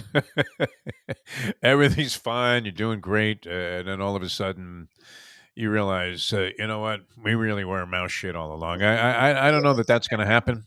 I think, you're in there with a puncher's chance, are you not? And, the good news is, I mean, this sounds fairly simplistic, but I probably could get a job on ESPN by making this proclamation that because you won that game and kind of stole the game in Baltimore, at least you're not falling to like 1-2, and you have that ugly feeling, you're already sub 500 and the season's just getting started. So it's like a free square for me. I mean, it's one of those deals where you're going to go ahead and concede the race to the 2-5 shot.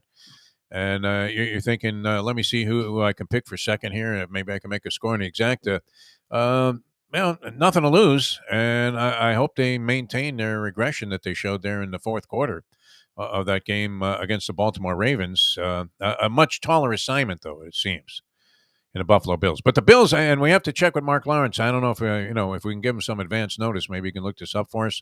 The number of times a team coming off a Monday night game has gone on the road and been upset against the spread and lost to the point spread. I would imagine that's a favorable number. So might be inclined to take the points there with the Miami Dolphins and then watch them get blown out 41-3. So as long as you and Mike have been around, I guess I'd ask this: have you this coach is a completely different type of human being. Sometimes I think he's a ninth grader trying to make his first public speaking thing in a speech class, and other times I think he's just some cerebral kind of Wally Cox type guy. Have you ever had a coach like him, and who would you compare him to in recent history or any history? He's Nietzsche in cleats. Is he not? Not Nietzsche, but Nietzsche. He's a bright dude, and we've had bright guys, but he's not lame. Like usually like Cam Cameron was actually a bright guy. He just came off dumb because he was lame. Like Joe Philbin, same thing. Bright guy came off dumb because he was lame. Like he's a bright guy who also has social skills, which is very unusual. Usually smart. Yes. One of them looking like the IT guy, but the IT guy usually is scared to talk. That's why they're the IT guy. They want to be in a room by themselves. He's the IT guy who is the rare one that wants to be the life of the party. It's really strange. And for us, amazing. And I've never seen us root on the Dolphins this hard because you actually have a fun coach to cover as opposed to a guy that you actually can get on the show. I'm like, no, we're okay. We don't need Joe. Yeah. Okay. He doesn't defer every question to coaching cliches. The one that he seems to be, proliferating the most is I have to see how this team and our so-and-so deals with adversity. He loves throwing that out there. And, and that's an extrapolation, which was a little scary when he started saying these things of Coco Cameron's let's fail forward fast, which nobody understood. But he seems to be extremely relatable, much more so than any other coach. He is the antithesis of another guy who now is drawing high praise, Dan Campbell with the Detroit Lions, who I think, is capable of even, it sounds a little bizarre, but to motivate his team, he would stop short of nothing other than maybe human sacrifice, to motivate his team. And here's this McDaniel guy, and he just seems to be the epitome of cool. And maybe that, helped ease the burden of trying to come back from 3 touchdowns down. And then subsequently, and how many times you see this, Dave, in any kind of sporting event where a team overcomes a huge deficit, but then they fall behind again and ultimately lose. And people forgot the Ravens took the lead in that game before the Dolphins then rallied again and passed him with the game-winning touchdown. So, no, rooting for this guy. I hope he does well. It looks good so far. So we'll see. And if he has to explain away a 41-3 loss, we'll see how he holds up under that. But, among the people that we've had so far, he seems...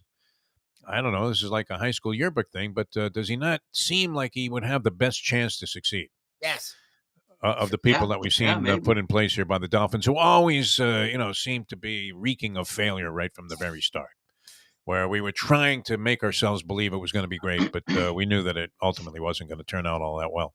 All right, ready for our next set of questions here, and we'll play as many as we can, as I said, before we hit the wire here. Dave Gurggles Gergely and Hialeah Park Trivia Challenge on the Defo Show, 954-417-0070. Ready to roll with our next set of questions is the great Dave Gurggles Gergely.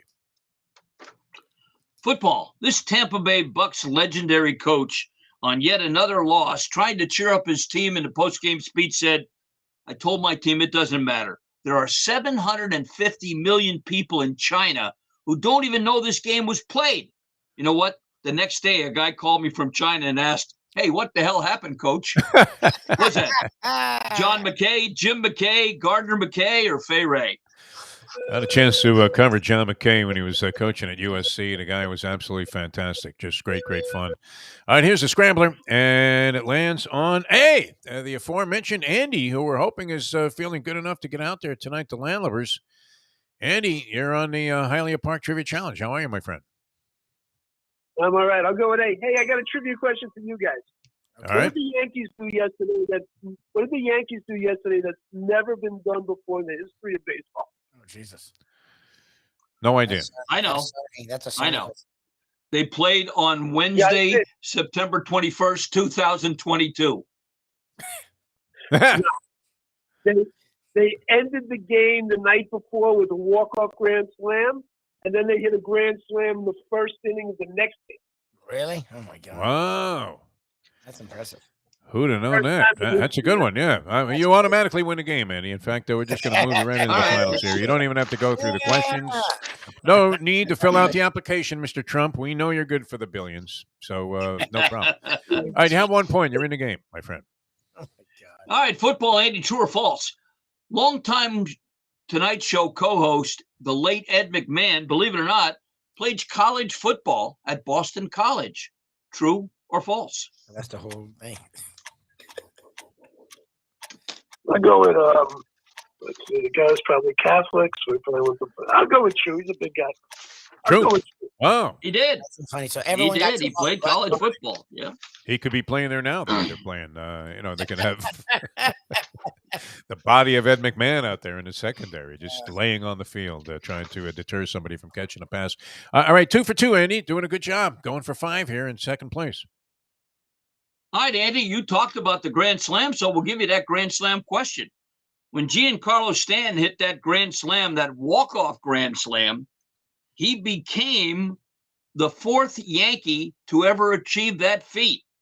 Which of the following was not one of the other 3? Was not one of the other 3. Jason Giambi, Babe Ruth, Lou Gehrig, or Josh Donaldson? I'll go with the Great Bambino. No, it was his teammate, believe it or not, who has the most Grand Slams, Lou Gehrig. Never had a walk-off Grand Slam. All right, Andy, going for 7 points here and tying you for the lead with Ron. All right, I was saving this one for Lenny, but Andy, I think you're up for the task. Golf. Who was the first golfer to make a hole-in-one on a professional tour that was televised?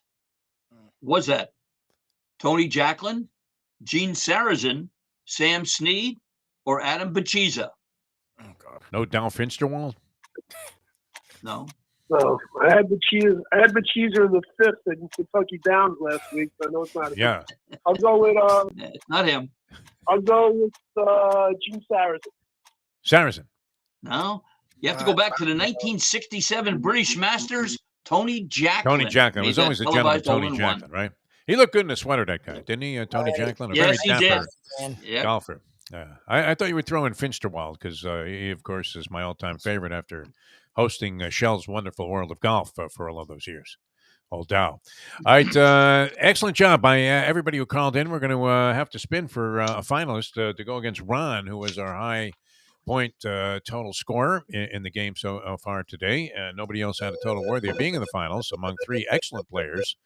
And the Scrambler decides that the finals will be between Ron and Pat. Pat, come on down. Pat. Ron and Pat. All right, so we're going to get Ron and Pat together. While we do that, one more word about Perdomo Cigars there, Dave Gurggles Gergely, which I know you love to line up wherever you are, and especially when you're at Hialeah Park. Yeah, I mean, Hialeah Park brings us back such great fond memories, catching Eddie Maple on a $35 winner on the turf. So or being at the Maldives, yeah, why not? But at Hialeah Park or anywhere you want, you can get a Perdomo cigar and sit out in the grandstand and just enjoy it. Sit out in your backyard, sit on your boat, play golf, enjoy a Perdomo cigar. They're made for perfection and made for your lifestyle. Very affordable and very easy to get to. 5150 Northwest 167th Street on the south side, a little east of Home Depot, the big Perdomo cigar sign, Monday through Friday, 9 a.m. to 6 p.m., 305-627-6700. Why not go on their website, www.perdomocigars.com, see what they've got to offer, and you can make your selection right there. You can buy whether it's a box, whether it's a sampler packet, or whether it's just individual cigars. They got them. The lovely Lauren will help you, Nick Jr.'s wife, and it is a great family business run by a great family, the Perdomo family. So this weekend, or even today, why not get to Perdomo Cigars and put something great in your mouth with a cigar from Perdomo Cigars? Excellent job. All right. Lubie has been assembling the contestants for the finals here. This is for a Landlubber's gift certificate as we welcome you back to the show, or at least so we hope. I am getting a lasting impression here of Dave Gurggles Gergely. Lubie, are you still with us? Lubie. There you are. Okay. Lubie's scrambling around there. He looks like Fran Tarkin in there. And we're getting the finals together. I mean, it's a very simplistic system that we have working here on the new configuration on South Florida Live. And later on today, too, and you're welcome to come, Dave Gurggles Gergely. I don't know what you have planned here, but Grandpa's, and that's in Dania Beach, I believe. Grandpa's. I know it. I know it very well. Bagel joint. I mean, it's very near to the casino there in Dania. Yes, are you familiar with it? Close to Jackson's Ice Cream. Just Right. over, yeah, I know. They're noted. They're noted for their unbelievable breakfast there at Grandpa's. That's where we're headed for the Mike Mayo Lunchbox program today. Oh, And, terrific! That's become a big hit because people. I mean, Mayo has morphed into like a little bit of Joey Chestnut on the show. 100%. And the way that this guy can devour food, I mean, we saw Lenny the Chronic suck down, what was that? That was like 3 meals that we had in front of us at Schuler's that time. Remember a couple of years ago when we did the show before the Larry Little Golf Tournament? That was great. You know what my lasting image of that day was? I mean, there were a couple of things. That was a wonderful time, and all orchestrated by the great Frank Fiore, of course, of Hialeah Park. And we had Sam Jones on for an interview, and before he passed away, obviously, but it was not long after that he left us, and you were thinking, what a wonderful mind this guy had, and what a wonderful story he told to us on the air. I remember that. I remember Lenny devouring, 3 plates of food that were all of a significant quantity, and doing that in no time flat under the auspices of, you mind if I have a couple of those fries? And then, like when a guy asks you at the track, hey, you mind if I look at your form? And then the next thing you know, you see him, he's in the grandstands with binoculars and you're racing for him while you're down there at the bar waiting for him to come back. And that was interesting. And then, of course, Bob Greasy staring at us for about 10 minutes. And then you're thinking, geez, he's going to stick around and, maybe ask how you're doing. And he just looks at me with like sort of a look of disdain, but that's his look.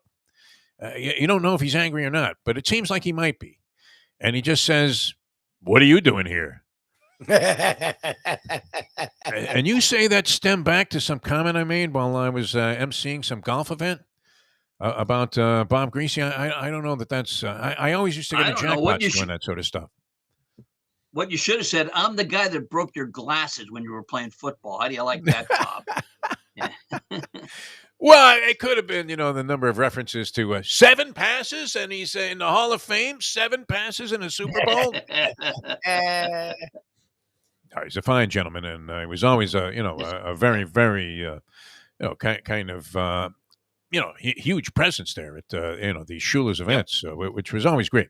All right, we're ready for the finals here. And what's going to happen? Dave's going to fire up a question. Call out your name, guys, if you want to answer. We have Ron and Pat going to engage in the championship round here of the Hialeah Park Trivia Challenge. Dave's going to fire up a question. Call out your name if you'd like to answer right away. If nobody offers up an answer right away, we'll pop up some multiple choice for you. And you'll call out your name. The first person to call out his name gets first chance. We'll go back and forth until we have a winner. And so good luck, gentlemen, for the Landlubber's gift certificate and the pride of being a champion on the Hialeah Park Trivia Challenge. Here is Dave Gurggles Gergely. All right. As our friend, the Paulie man who has promised to show up one day, would say, it's a little-known fact, believe it or not. After baseball, Maury Wills was the co-owner, operator, and featured performer of a nightclub. As we mentioned, he played for Pittsburgh, located in Pittsburgh's Golden Triangle, offering a mix of banjos, draft beer, and baseball memorabilia. What was this tavern, or what was the name of this nightclub? Was it A, the Stolen Base, B, Banjos, Baseball, and Beer, C, the Pirate's Den, or D, the Shortstop? Anybody? Pat. Yeah, Pat. B as in baseball. B. W as in wrong. Okay. 3 left for Ron. Was it A, the Stolen Base, C, the Pirate's Den, or D, the Shortstop? Let's go the Pirate's Den. The Den. No, incorrect. 2 left for Pat. Pat, was it the Stolen Base or the Shortstop? The Stolen Base.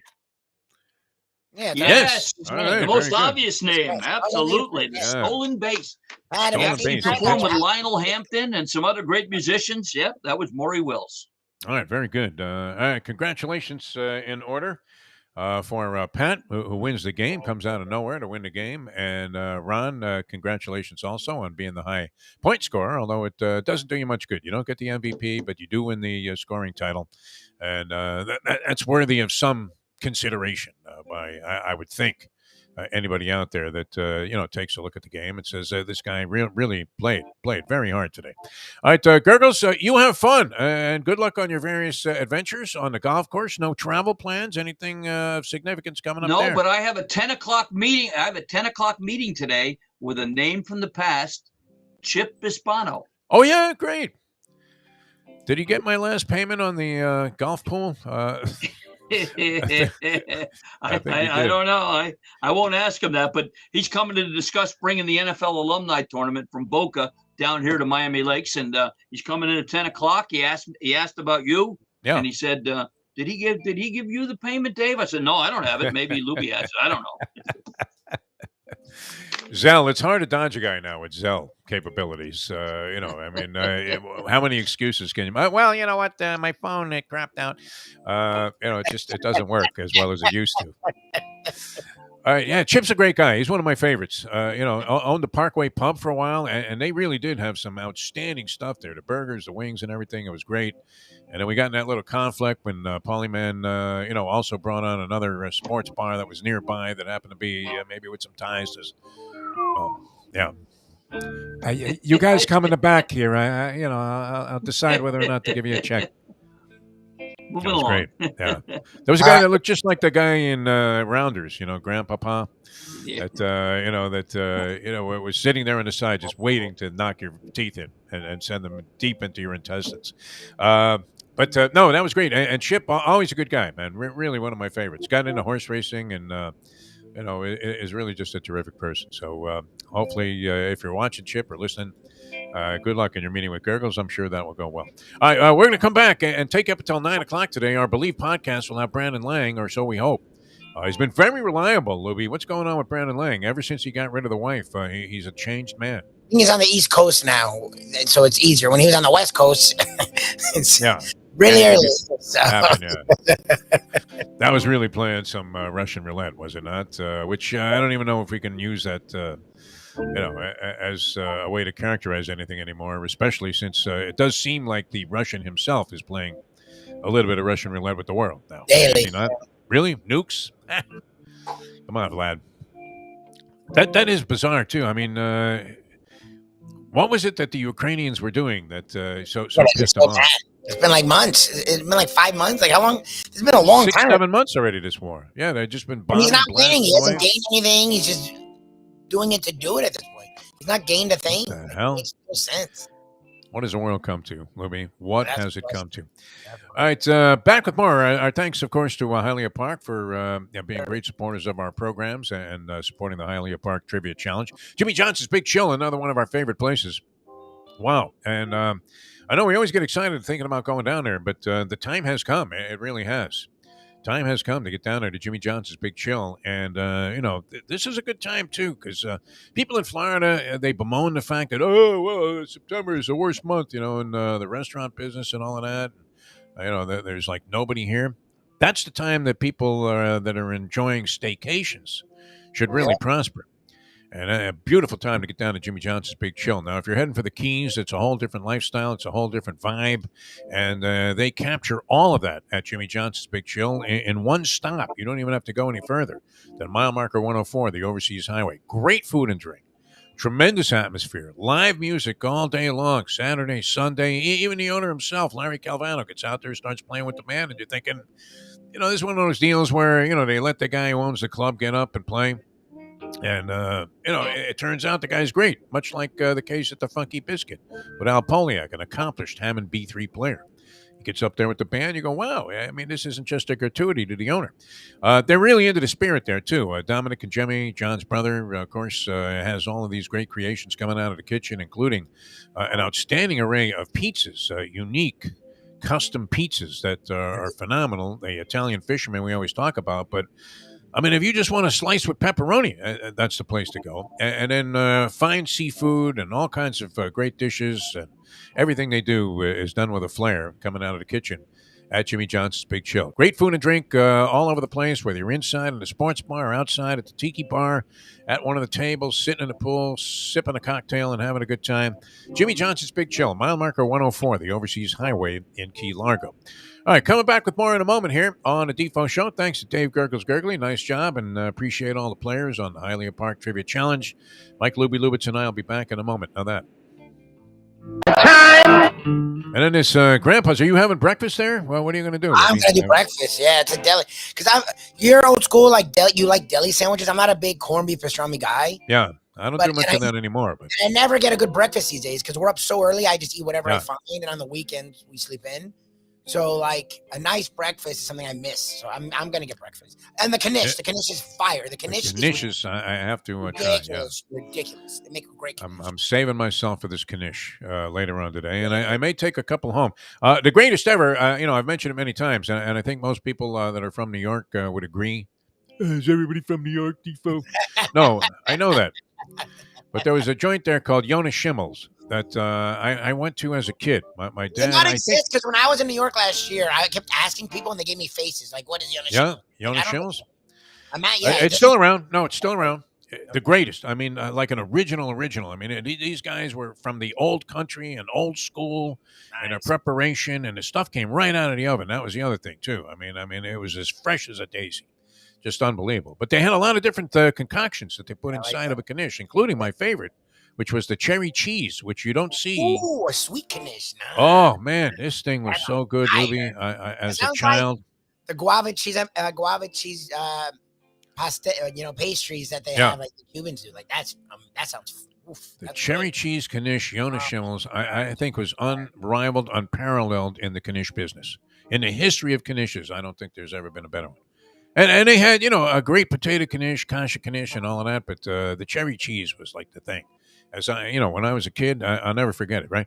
You can get it now, but you talk about getting whacked on a charge. That what is the thing that ships, it's gold something, ships food from anywhere, and you can, like order a dozen knishes. And the knishes are already like, priced pretty high. And then Gold Belly, I think it's called. And then after you figure, okay, I'll go ahead and spring for like $10.99 and then there's $150 delivery charge. Exactly. It's like, what? I'm paying $300 for 10 knish. Get the hell out of here. Exactly. Get out of here. Not happening. All right, so we'll be at Grandpa's later today if you want to stop by. It's always a blast there with Mike Mayo. And Mayo, I mean, he does lose complete control of himself when there's food in front of him. Yes, he does. Have you noticed that? Yes. He had a tendency to become verklempt. He sort of overcame that just getting into a show. But now when you put food in front of him on a show, it's an impossibility. I mean, well, there's no middle. I'll give him, he'll try to control himself and you'll make fun of him. Yeah.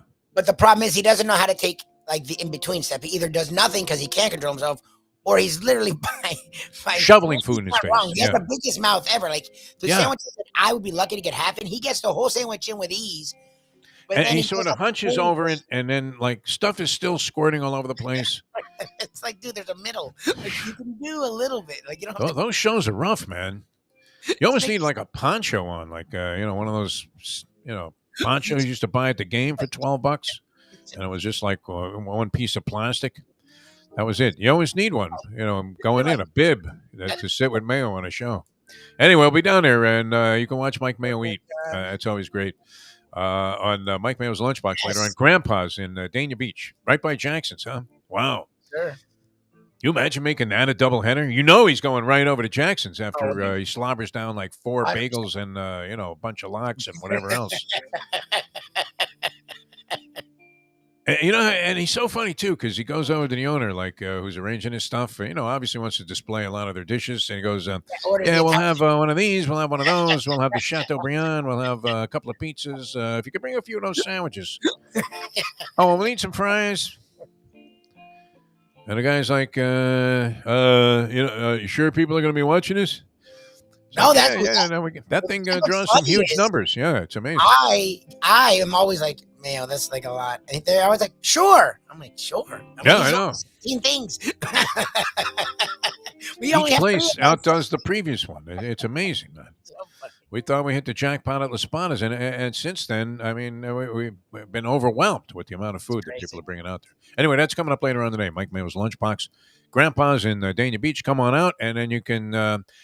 What's the over/under on the action on will Mayo go get like a kitchen sink or some kind of banana boat at Jackson's after he scarfs down like a giant meal at Grandpa's? The thing is, for us, since we don't drive over there, it actually is well, if I'm by Jackson's, am I not going to have something? You know, like that kind of a thing. Yeah. He lives in that area.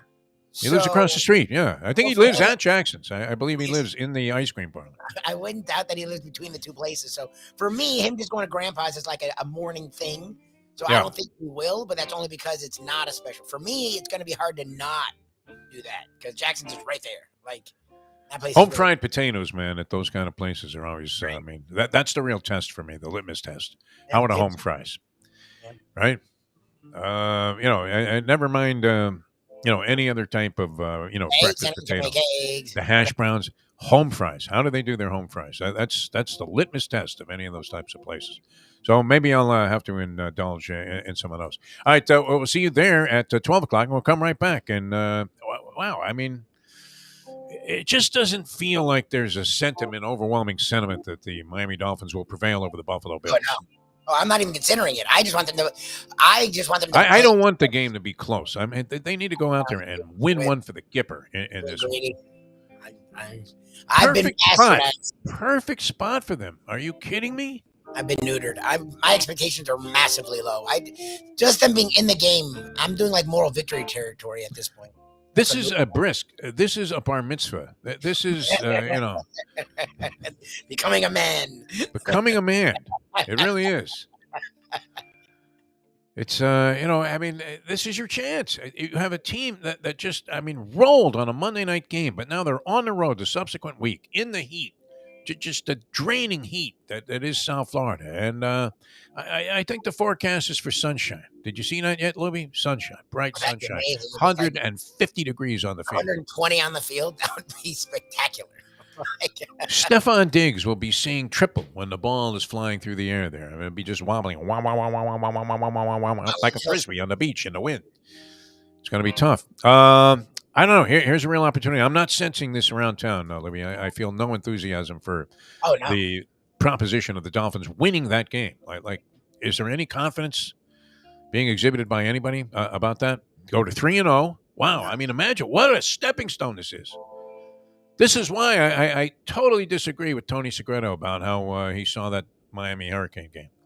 Not to get down on it, but I mean, there was an opportunity there. It was there ripe for the taking. And you need to be able to move forward and take that and not be the perennial loser that you've defined yourself as in the past. How about that, Lubie? That's pretty strong stuff. That's very strong. Look at you. Yeah. No, I mean, look, and you can accept it, but the whole thing about trying to get that feeling again and the notion that it's never going to happen, and why couldn't you become the next Georgia or Alabama if you have the name, image, and likeness ability, the transfer portal, and a hot coach that is appealing to young kids to come and play for? Why wouldn't that work? I mean, all you got to do is introduce them to that Chico Ruiz guy, and the next thing you know, you're right up there with the Bulldogs contending for the national championship. You have to me, and that's my problem is you talked about it with the Dolphins, and it's why I think Tyreek Hill, look, they gave him a lot of money, but the Chiefs would have given him, like, if he really wanted it, the Chiefs played hard to get, but he would have gotten a nice penny with the Chiefs. He was ready to, I think, shine a little bit, and Mike Daniel's fun. That's the problem that was my problem with Cristobal is Canes fans don't watch college. Like, I realize this, obviously, Canes fans don't watch any college football because they were excited for reasons that I didn't get. The recruiting thing, fine, but it was like, it's going to be fun. I'm like, have you watched Oregon? Like, literally, it was like Michael Jordan in college. Like, the only one that could stop Michael Jordan was Dean Smith. There's a reason Justin Herbert was not known to this level. I liked him. Ken liked him. Most people not only thought Tua would go ahead of him, but should, and it wasn't even a debate because of Cristobal. Like, their offenses were so bland, and you had a dynamic quarterback that could do everything, and they never trusted him to do anything. Whenever they did, he looked nervous because they didn't have any confidence in him. Coach afraid to relinquish control. Run the ball, it's like, dude, this isn't the freaking 60s. It's like, and that's Cristobal's thing. Even Saban opened up his eyes a decade ago with Kiffin. Like, Cristobal, that's my fear for him is, you're in Miami. It's what you talked about. You're in Miami where all this speed is. You could get the 5th best guy and you got speed. You want to run them right out of the stadium. You really do. You don't want to play into their hands there and let them play this zone defense the entire time, and you're unable to make any kind of a dent in breaking that down.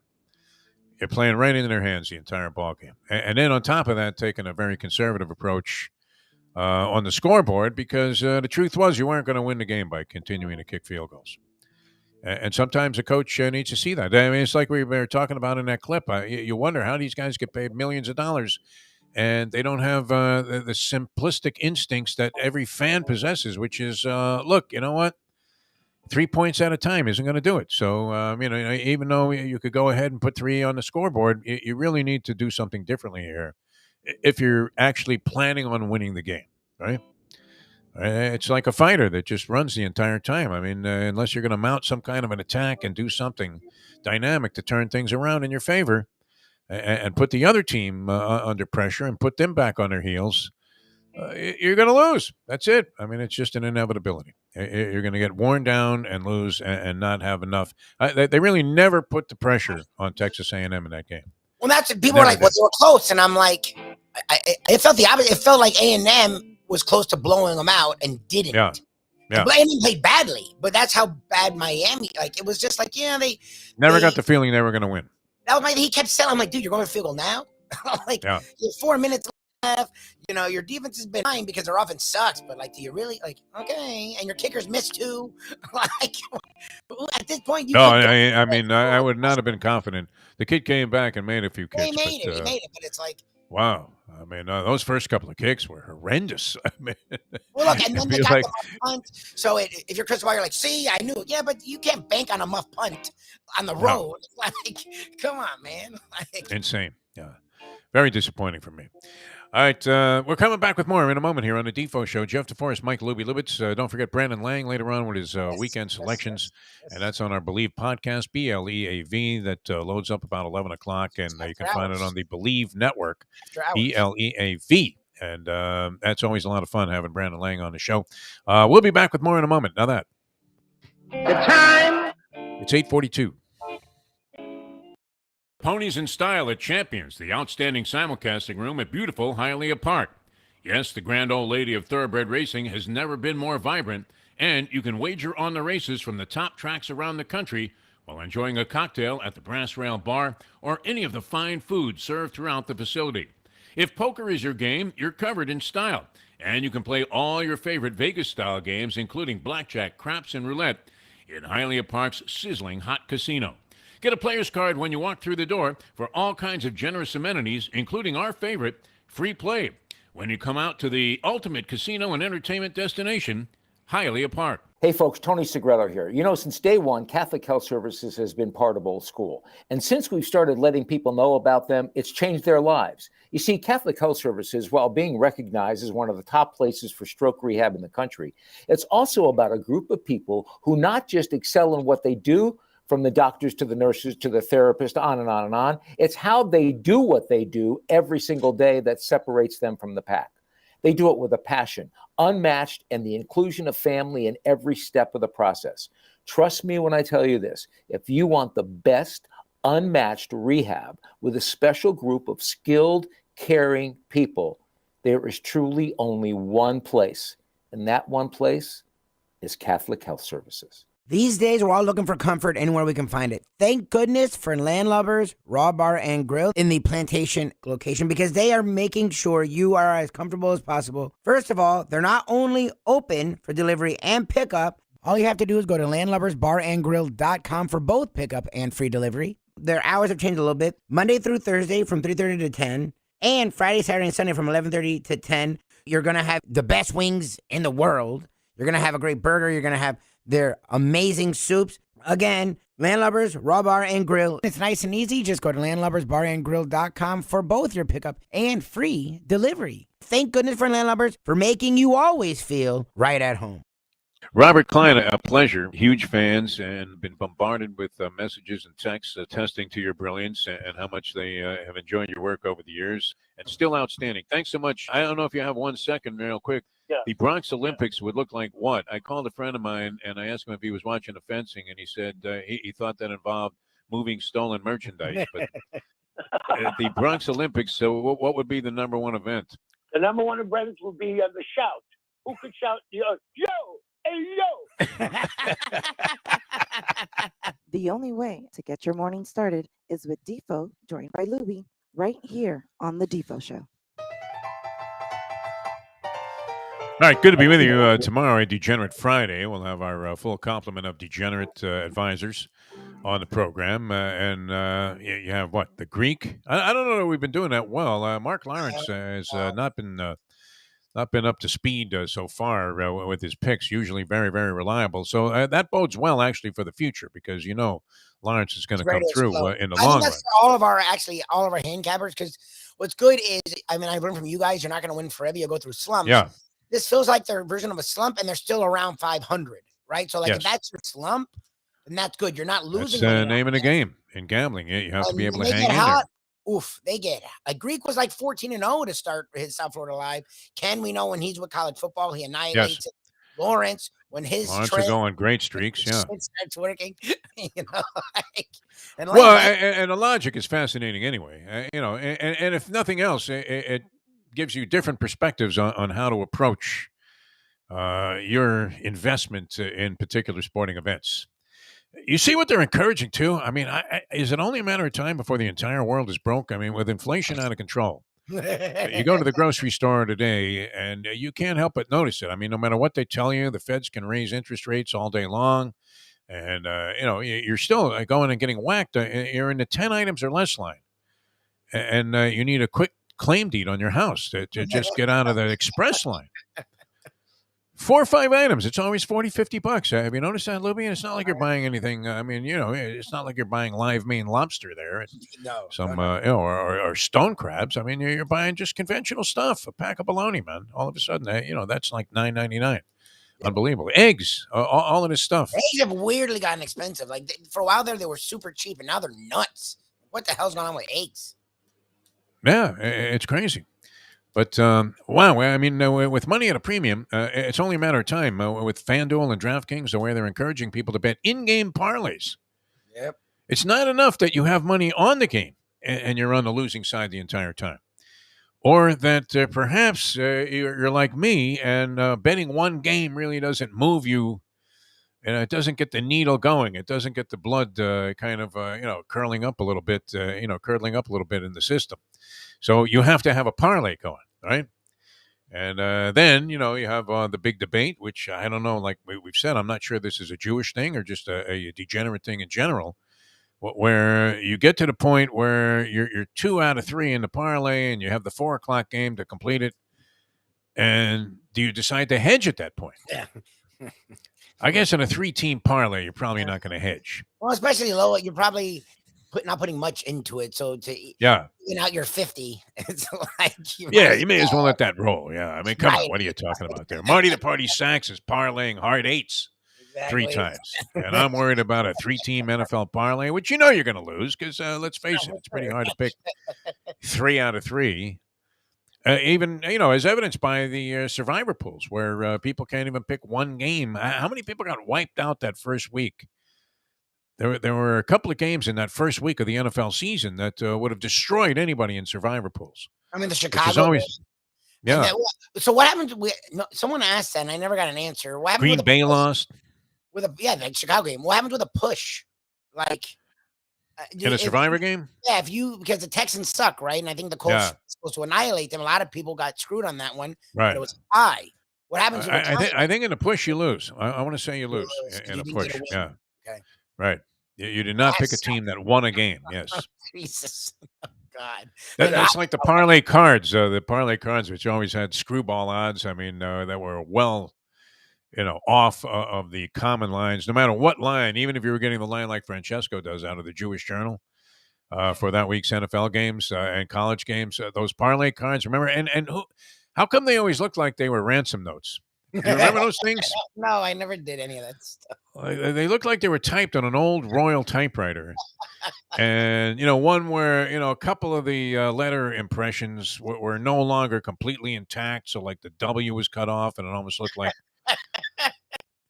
like a Jewish, a Hebrew lettering. Yeah. Yeah. The alphabet. Like an olive. Yeah, I mean, just but the whole card looked like it came out of a boiler room, of the most criminal nature. Oh, God. And then they weren't giving you a very good price, and you lost. All pushes were losers. That's crazy. I don't think they had any half points, on those parlay cards. I mean, that was so stacked against you. It was like playing skill crane, where the thing was loaded with bowling balls, and you just had no chance. It's insane the things that we do. Oh my God! But FanDuel and DraftKings are doing everything desperately to separate you from your money. I mean, with impossible propositions, including in-game proposition parlays. That scares me. The in-game. In-game, you're already like a loser on the game, so now you're deciding to scramble back, like you're like a maniac. All of a sudden, you have to get down on something else, and then to take advantage of whatever it is that they gave you in your free bonus play. Which how quickly would you roll through that? You make one bet, they have a thing. You make a $5 bet, you automatically get like 200, win or lose. Like that's my problem. It's like the in-game betting is scary because gamblers, a lot of them, not all, from what I've experienced now, are not like responsible. Like they're not like, okay, I lost this amount. Where are these kids getting this money from? Crypto? Where is this money coming from that they're sending it in like this? You just don't keep track of it. Like the in-game scares me. Like when you place a bet before a game, you have in a game. I feel like if you're just betting on anything, and Greek talked about this, you have no idea where you're at, so you just keep doubling down. It's like to me when I was younger and I would get a check from a job I put in the bank, but when I got cash, I have no idea where. If you give me cash in my pocket, it was spent, like automatic. Well, how about on a phone account? I mean, how vulnerable and perishable is that? No, that scares me. Any capital that is funding and fueling a betting account, I mean, you talk about a perishable commodity. That would be that particular stack of cash that you put into that account. And what's really weird, it kind of strikes me every time I now see like FanDuel had taken over TVG, the horse racing network. Yeah. And I don't know if that's really advantageous. I guess if it keeps them rolling, that's great because I enjoy watching the horse races. They've already done a few things I don't care for because, I don't know. I don't like to go to my phone to get the results. I could get them instantaneously like a lot of people do, but I'm too lame to figure out how to do that. Well, you're already watching. So, you're like, if I'm watching, why don't I get the results too? Like, it makes sense. I like to see the results right there on the screen, but they've taken that out of the equation, which, why is that? Because they don't want you to know? Why don't you just think you're up and keep going? That's why you don't know that you lost a lot of money, right? You don't see the results. If you don't, what the hell are we going? I mean, where are these people getting the money from is number one. And number two, it just strikes me so weird when you see this fusion that they've had with major pro sports entities that were so adamantly opposed to the even mention of the word gambling not that long ago. What do you mean? This year, Calvin Ridley got a year, and no one still understands why. Because you literally have half the league in gambling commercials. Yeah. Goodell is sitting next to like the guy with a FanDuel logo on his shirt that got the whole thing started. I mean, it really is striking to see this fusion going on there because there was always this element, if you were a degenerate, that you were doing something that was, existing in a very gray area of the Twilight Zone. That you were doing something that other people weren't doing. And the convention said that you shouldn't be doing this, but there you are, like getting away with something. It was great. Yep. And now to have Raj going, I hope you enjoy the game, and I hope you have a lot of money on it. Because I tell you what, the Browns are playing like shit. He's like, fucking Browns. We're not that far away from this happening, right? Fucking Browns on a Thursday night. What are you going to do? You're going to bet every dime that you have in your pocket on Detroit or whoever they're playing. That'd be great. If he sounds like a handicapper. You have Goodell sounding like a pushy handicapper. He's sitting there introducing Stu Feiner, to the audience. Stu, who do you like this week? All of a sudden, he's like that Lee Pete guy that was on Proline. Exactly. Used to watch this cheeseball show. Speaking of Brandon Lang, that's where this all got sparked up from on the USA Network when they had Proline on, and they had like the sickest of the sick lining up there. I have 2 games this week. People were calling. The funniest guys are the touts that have radio shows. I remember 940, any station I've been on, they usually had like a couple of touts on a weekend. And then remember the reluctance, the salespeople would come to you and ask you to promote one of these guys. They wouldn't even ask you. They always did like a subversive move that, somehow circumvented any authority that might be able to shut this down before it got to you. And you had no idea. And you're like, who the fuck? I was like, oh, and by the way, you're going to be having, two-time Charlie on your show every Thursday morning. He's coming on for 5 minutes. He's going to pick a couple of games. John Jay with your play of the day. It's like John Jay. Right? And you would have to, capitulate to this guy, and they were like unreliable and always angry about something, no matter what, because they probably weren't making the money back that they were spending while getting clobbered to buy the airtime on Sunday morning at 9:00. Oh my God. Those were the first guys that they were going to overcharge. Even if it was like their own family, they would overcharge them at the radio station for the airtime. Exactly. I think that guy was like the cousin of the general manager. That one guy that we had, the Weasel, Jimmy the Weasel, or whoever he was, that would come on the show and go, I'm telling you what, guys, you call my service right now. We should start doing that. We don't do that on Degenerate Friday. We just bring you people that give you their honest opinion, and they give you a lot of good logic. So that'll be a lot of fun tomorrow. Mark Lawrence going to be with us, although I think his games went up in smoke this week. He has. I did it early in the week, and if you notice, I haven't said anything. It's not like we lie when our guys are bad, but I'm not going to be like, hey, they sucked. Like I try to. 0-4 is 0-4. I mean, it happens. I don't think anyone was that bad. It's just not killing it like we're used to them doing. Mark is dealing with a high degree of difficulty, though. I mean, you know how they have, they would have the divers, and they would rate the degree of difficulty would factor in. I mean, when he's picking all kind of bombs and long shots, all underdogs. I get we want dogs, and Ken and Greek, they usually, and Lang will lean dogs, but like if you really love a favorite, like it's okay. He won't go near a favorite. Like, I don't know why the favorites are always jumping off the page at first. Are they not? Yeah, and then you start thinking about it, going, wait a minute here. But that's an interesting proposition. So I'm going to put it to you, Mike Lubie Lubitz, because let me check the latest here and make sure. The Dolphins didn't go up to six. Six. Yeah. So the line has been climbing in Buffalo's favor, and I think for good reason. Look, if it gets if you're looking at the past performance charts, I mean, the Buffalo Bills look like they just won the Triple Crown, and are now dropping into an allowance race just to get a sharpener. And you're thinking, how do they not, just dominate the Miami Dolphins the way they have the Rams and the Tennessee Titans, who were supposed to be good? They made them look like dog meat. Yes. Both teams. Yeah. Both teams. I think the Titans are on the way down, but the Rams aren't. The Rams have plenty of talent, and I think they'll find a way. That's like Andy said, look, if it gets to like 8, like I wouldn't touch this game. I agree with Gurggles. But if it gets to 8, then I may lean Dolphins because they are at home. It is getting really high. 7 and a hook. How about 7 and a hook? I give you 7 and a hook. I would take the Dolphins. I don't think it'll get to that point. I really don't. They're going to give you over a touchdown with a home team in the NFL. I think the Dolphins can find a way with their speed. Look, you said it's a short week, coming down to hot it's cold up there already in Buffalo, and the Dolphins use a lot of speed, which would take advantage of the heat and put more onus on the defense.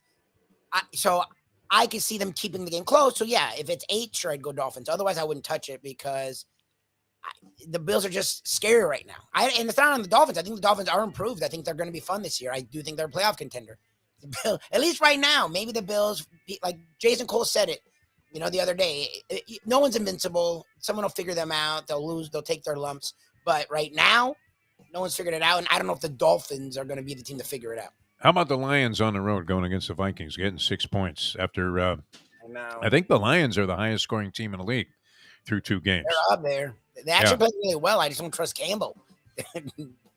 Campbell. The Vikings looked like garbage last week, but they looked dynamite in week number 1. People were saying we underestimated this team and that getting rid of Mike Zimmer was addition by subtraction. And that was great. Jewish. All right. And a home dog angle, real quick here, just perusing the home dogs. So you have the Dolphins are home dogs, now 6 to the Bills. The Patriots are home dogs, 3 to the Ravens. And the Patriots just don't look like they have a lot of steam offensively. No. So might be hard for them to, A, contain Lamar Jackson, and B. Oh, no, and they're ready to overcome. They're pissed about that game. Like, they've heard all week that they actually didn't play badly and still lost, and they don't want that. That could be a bad day for the Patriots. Carolina seems to be a little bit lost, but they're 3-point dogs at home to the Saints, who showed a lot of vulnerability last week, although they did, contain the Tampa Bay Buccaneers so long enough to have Tom Brady throw a tantrum. And then on top of that, almost like it was January 6th at the Capitol building, and he was a Donny boy, incite a riot by, what was it, Lattimore? Was that the guy that was yelling at? They all hate the guy on the Saints, the Tampa Bay Buccaneers. Commanders, Washington, 6 and a hook, home dogs to the Eagles, who are now everybody's darling to win it all. That one is ripe with a little bit of trickeration, if you will, right, Lubie? Commanders, not generally respected at all, as an entity this year, and existing in disgrace with Dan Snyder, constantly under a very dark cloud that permeates the entire organization. Eagles, everybody's darling, Jalen Hurts looking great. What happens? He goes backwards a step, and the Commanders find a way to get within 6 and a hook. Is that possible? Interesting. Cardinals home dogs to the Rams, and the Broncos home dogs to the 49ers with Garoppolo. And they need to have kind of a breakout game, too, in the altitude. Interesting. I don't know how that held up last week. It was 6-3 in the first week. Of course, we lost track of it as we were trying to help you people and guide you through the football season. We lost track of the one key stat that we think we can count on, and that is betting home dogs throughout the entire NFL season from week number 1.